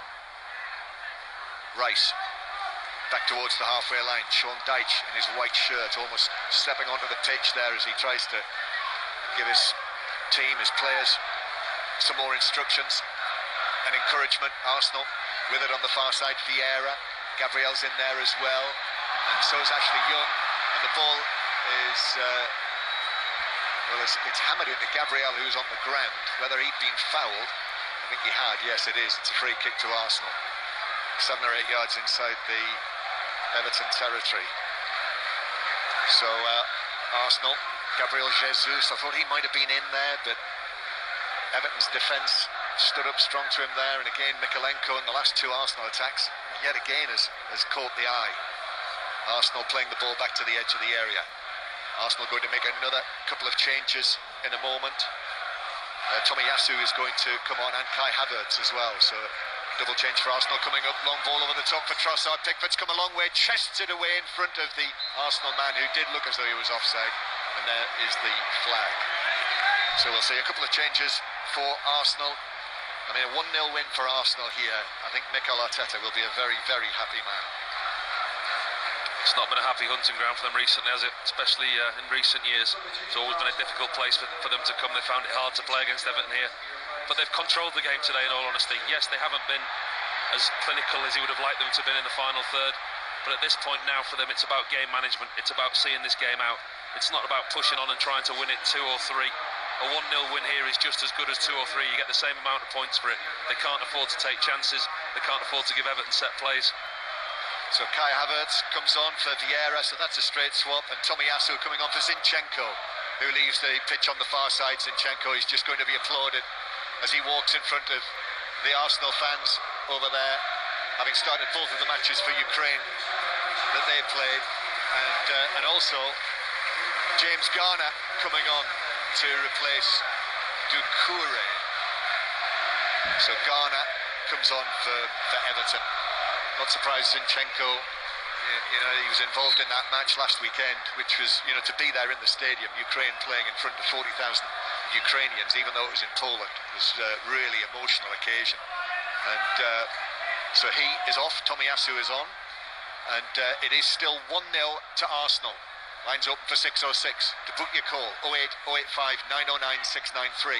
Ashley Young, long and forward from him, up towards Calvert-Lewin, who leaps for it but doesn't get a touch.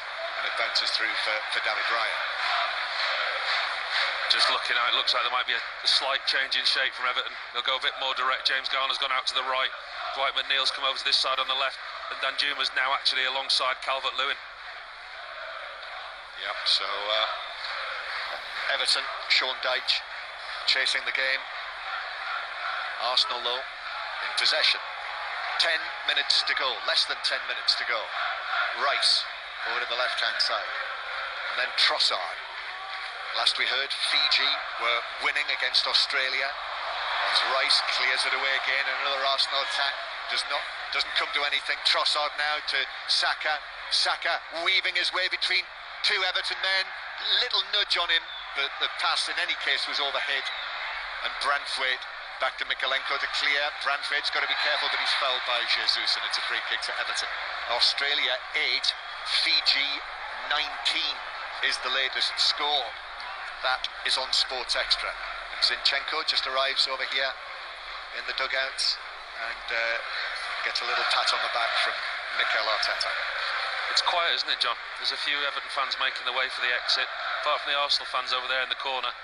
Since the Arsenal goal, it's really quiet here in Goodison. Yeah, one or two people said to me in the build-up to this match, well, what will it be like, with Everton, this potential change of ownership? And my feeling was, this is not like when Newcastle were taken over by the Saudi Arabian investment, and things were going to dramatically change. It's had little effect, you wouldn't know. If you'd come to the match today, you wouldn't know. I think it's just quiet conversations between Everton supporters about what it might mean somewhere down the line. I think there's a lot of scepticism, isn't there? And I think there's that old phrase, be careful what you wish for, because you might just get it. I mean, you do feel for the Everton fans. I mean, for a long time they've wanted a change of ownership here. There's been issues off the field with the fans and the board.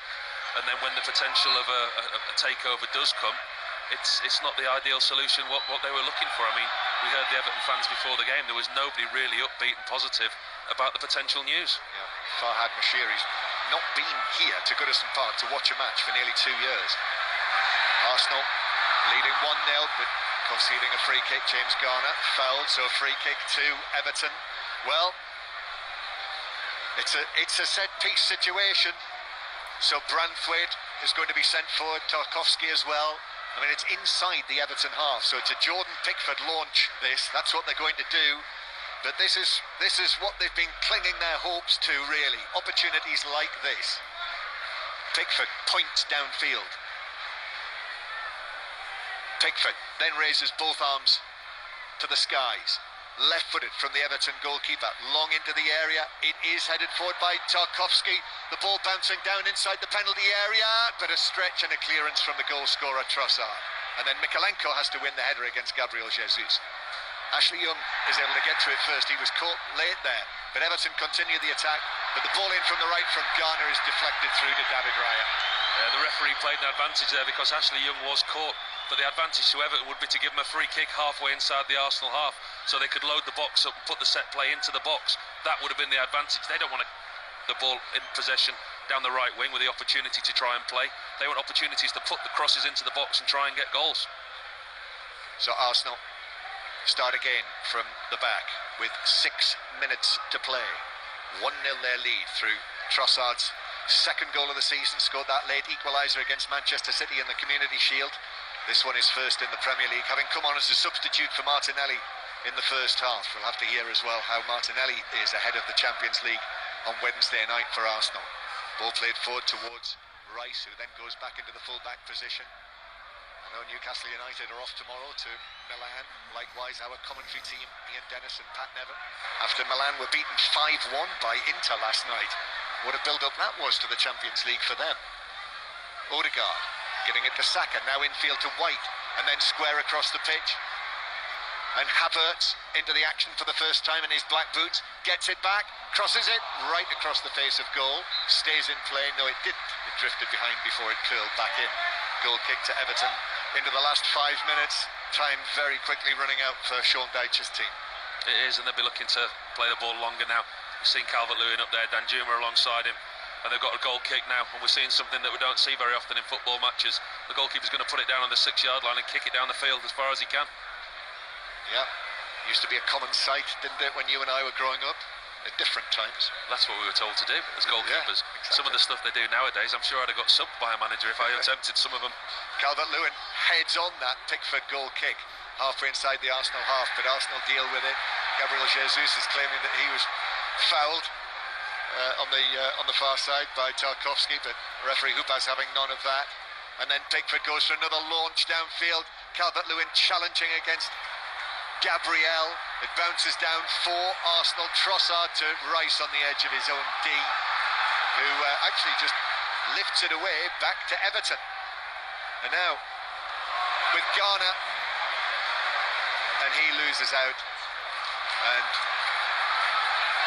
Everton have to take up possession again inside their own half. And actually the referee spotted a foul on Tarkowski near the halfway line that he's brought back from an indiscretion by, I think, Gabriel Jesus. So a free kick to Everton, so this is a little further forward. Nathan Patterson, who was left out today, is going to come on,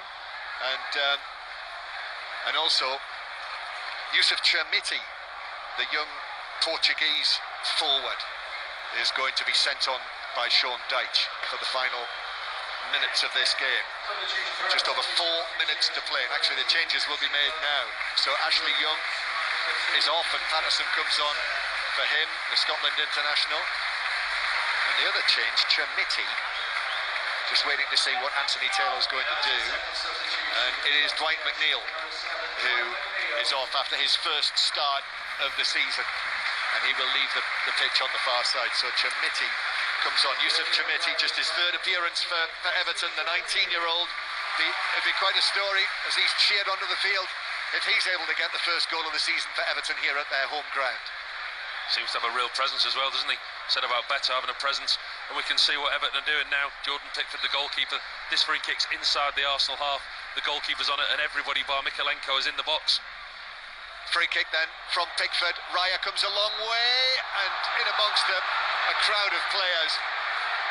He wasn't able to take the ball clearly, but he was leaping high above them, and referee Hooper says that he was illegally challenged, and it's a free kick to Arsenal inside his own penalty area. Yeah, they're always going to get free kicks like that, those goalkeepers, aren't they? I think Tarkowski was challenging with Declan Rice.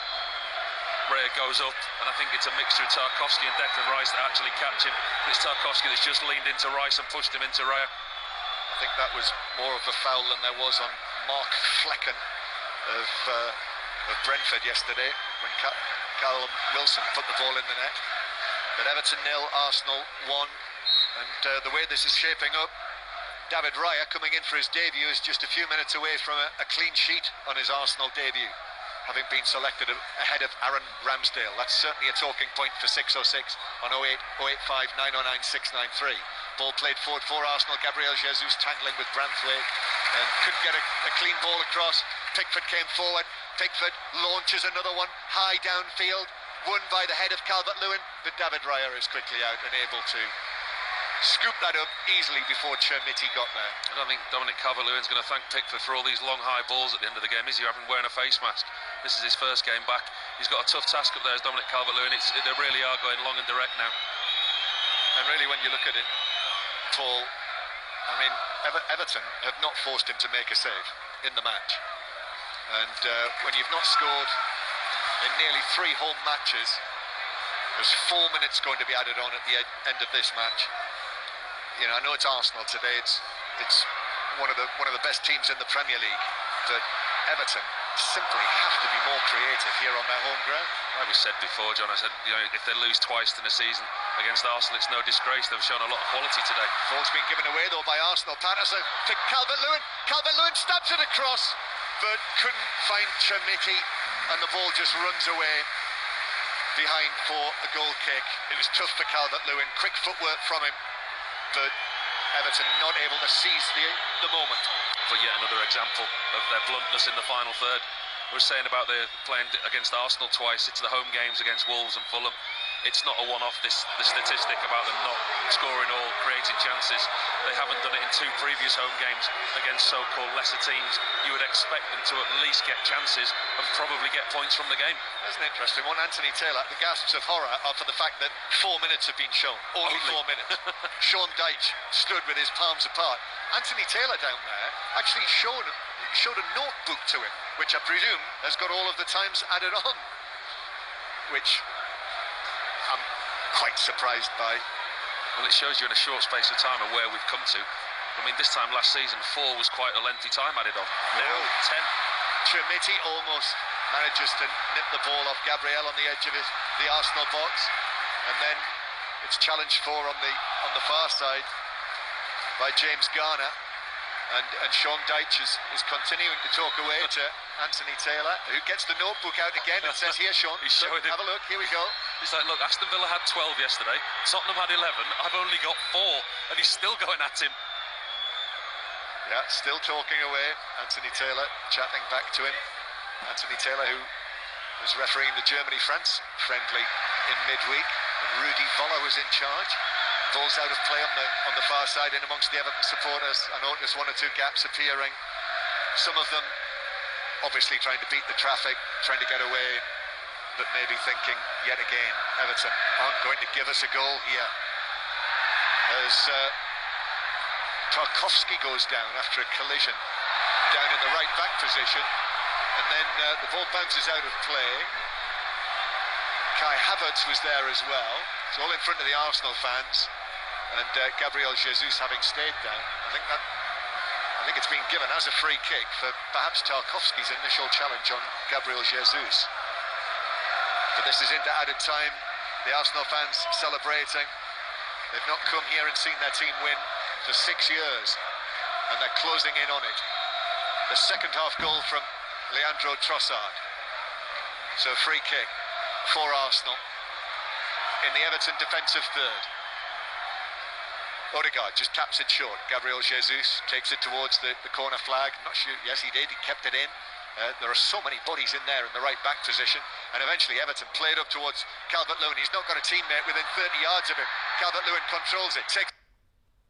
No capo, si ferma per favore. Ma questi zaini da viaggio costano solo 10,82 €. Perché nessuno non li...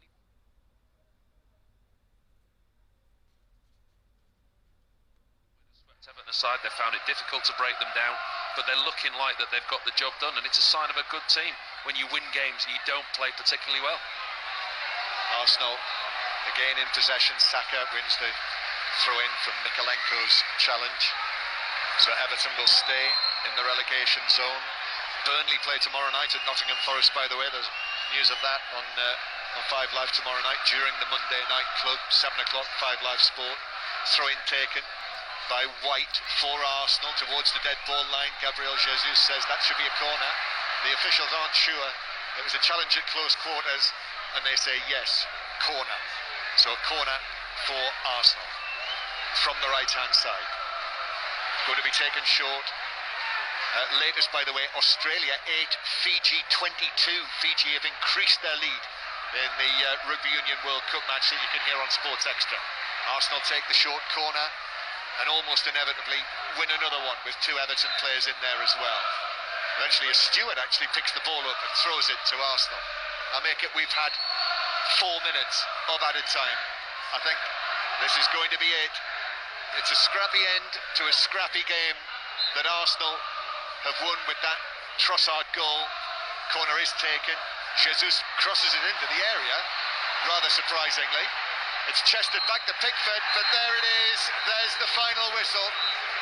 There are the boos from the crowd at Goodison Park. Sean Dyche, nevertheless, after shaking hands with Mikel Arteta, turns and applauds actually to the stands of Goodison Park. But I'm afraid it's a sorry story for Everton.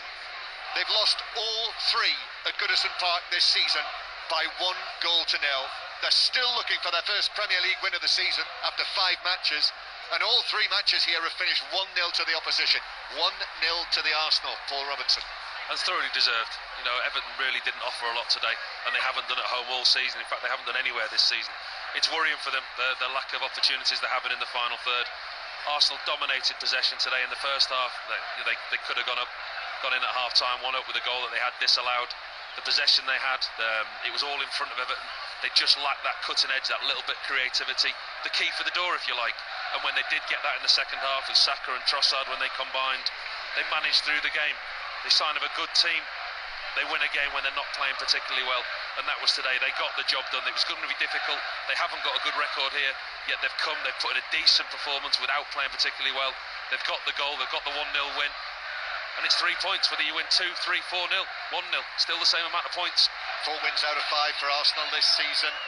They joined Tottenham and Liverpool on 13 points. Really good win for them, their first here at Goodison for 6 years. That really, again, you know, my match notes in front of me tell the story. On the Everton side, nothing on target. Half a penalty shout in the first half, a couple of wafts, shots high over the bar in the second. Not good enough. Do you know what, John? I think if that was an isolated incident against a quality team like Arsenal, it wouldn't be a problem. We wouldn't be talking about it.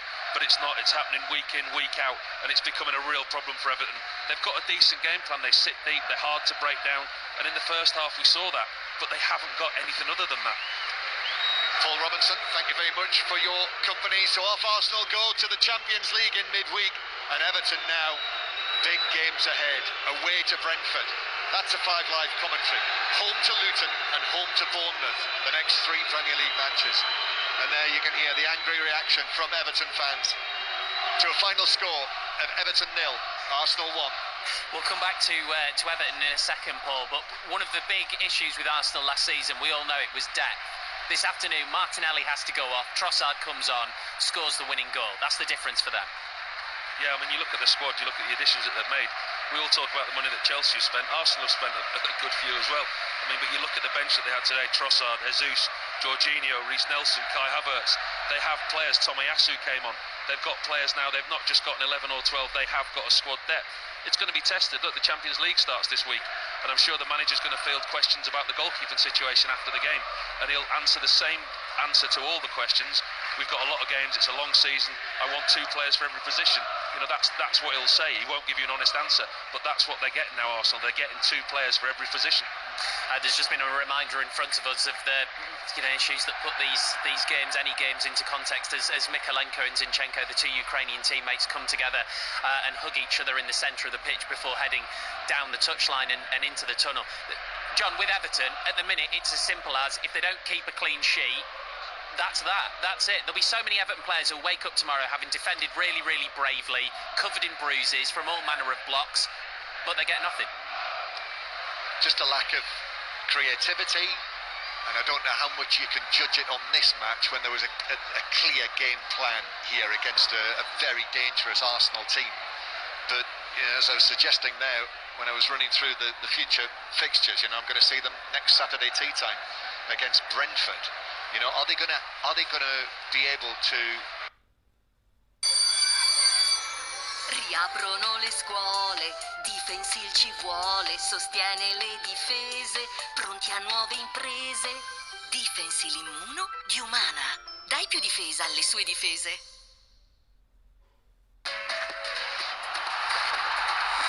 C'è sempre Giroud al centro.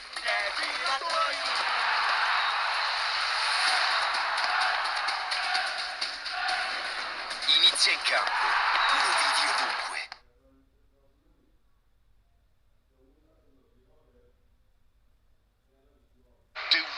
Norrie has not had a great deal of wins in important matches over the last few months. That was always the risk, and unfortunately, as it got tight there and he was serving for a 3rd set tiebreak, he was broken to 15, serving a double fault when match point down. So France levelled a tie after Dan Evans' win over Artur Fils earlier. It means the doubles starting at around about 7 o'clock live on the BBC iPlayer sport website and app will determine which of these 2 countries qualifies for the knockout stage of the Davis Cup finals in Malaga in November. The pairs could change, but they're unlikely to. It's going to be Dan Evans playing his 2nd match of the day alongside Neil Skupski against Nicolas Mahut and Edouard Roger Vasselin for France. That will be incredibly tense, and it's also incredibly tense in Saint-Etienne, where Fiji still lead Australia. They have not beaten them for 69 years. But right now they're in position to do exactly that, so we'll take you back there very, very shortly. Of course, we're in Nice as well tonight, 8 o'clock, England versus Japan in full on 5 Live Sport. That's where we find our correspondent, Chris Jones. Chris, we'll come back to Australia, Fiji in a second and the ramifications of that, but England need to focus on themselves tonight. They do, and the England players have just come out just to have an amble around this this lovely ground here in Nice. Sun setting on the Côte d'Azur. Gorgeous evening as ever on the south of France. Yeah, what an opportunity for England to go 2 from 2 and take an enormous step towards the quarterfinals. What a win it was against Argentina. Can they add layers to their game, score some tries and show some attacking intent to show that they are genuine contenders at this World Cup? And if they do win tonight, then they're all but in the last 8 with Chile and Samoa to come. We're going to join, Chris, very shortly, the commentary of the final stages of Australia-Fiji. Fiji currently leading by 22 points to 15.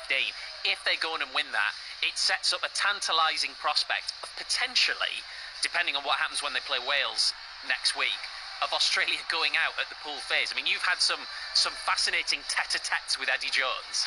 Yeah. If they lose this match, wow, he is going to be absolutely hammered in the Aussie press. He'll be under huge pressure. He's not made any friends with the Aussie press, given some of the things that have gone on there. And he replaced the coach in Dave Rennie, Eddie Jones, who wasn't pulling up trees for Australia, but certainly wasn't doing badly. A 1-score defeat in Paris last November, a 1-score defeat in Ireland. Jones has come in, he lost his first 5, did beat Georgia, now up against Fiji, but Australia on the attack. I wouldn't be surprised at all if this one goes right to the wire. Fiji seem to have lost their shape, lost their discipline a bit, lost their game management. They aren't in this position very often, Fiji, playing against a highly rated side and trying to see it out. So we'll see how that pans out, but if Fiji do win, it just shakes up that group completely, and it means that Australia can be knocked out by Wales. But if Australia were to beat Wales, there is the prospect of a team winning 3 of their 4 games in that pool and still going home. That Pool C is really shaping up to be absolutely fascinating. Can Fiji hang on then? Everybody's second favourite team, it seems, at this World Cup, leading Australia 22-15, 6 minutes to go. Let's join commentary with Tulson Tollett and Conor McNamara. Crucially was not dropped, and the long kick goes back into Wallabies territory again, where Mark Nwanga-Nitawase returns it, and it's kicking tennis at the moment.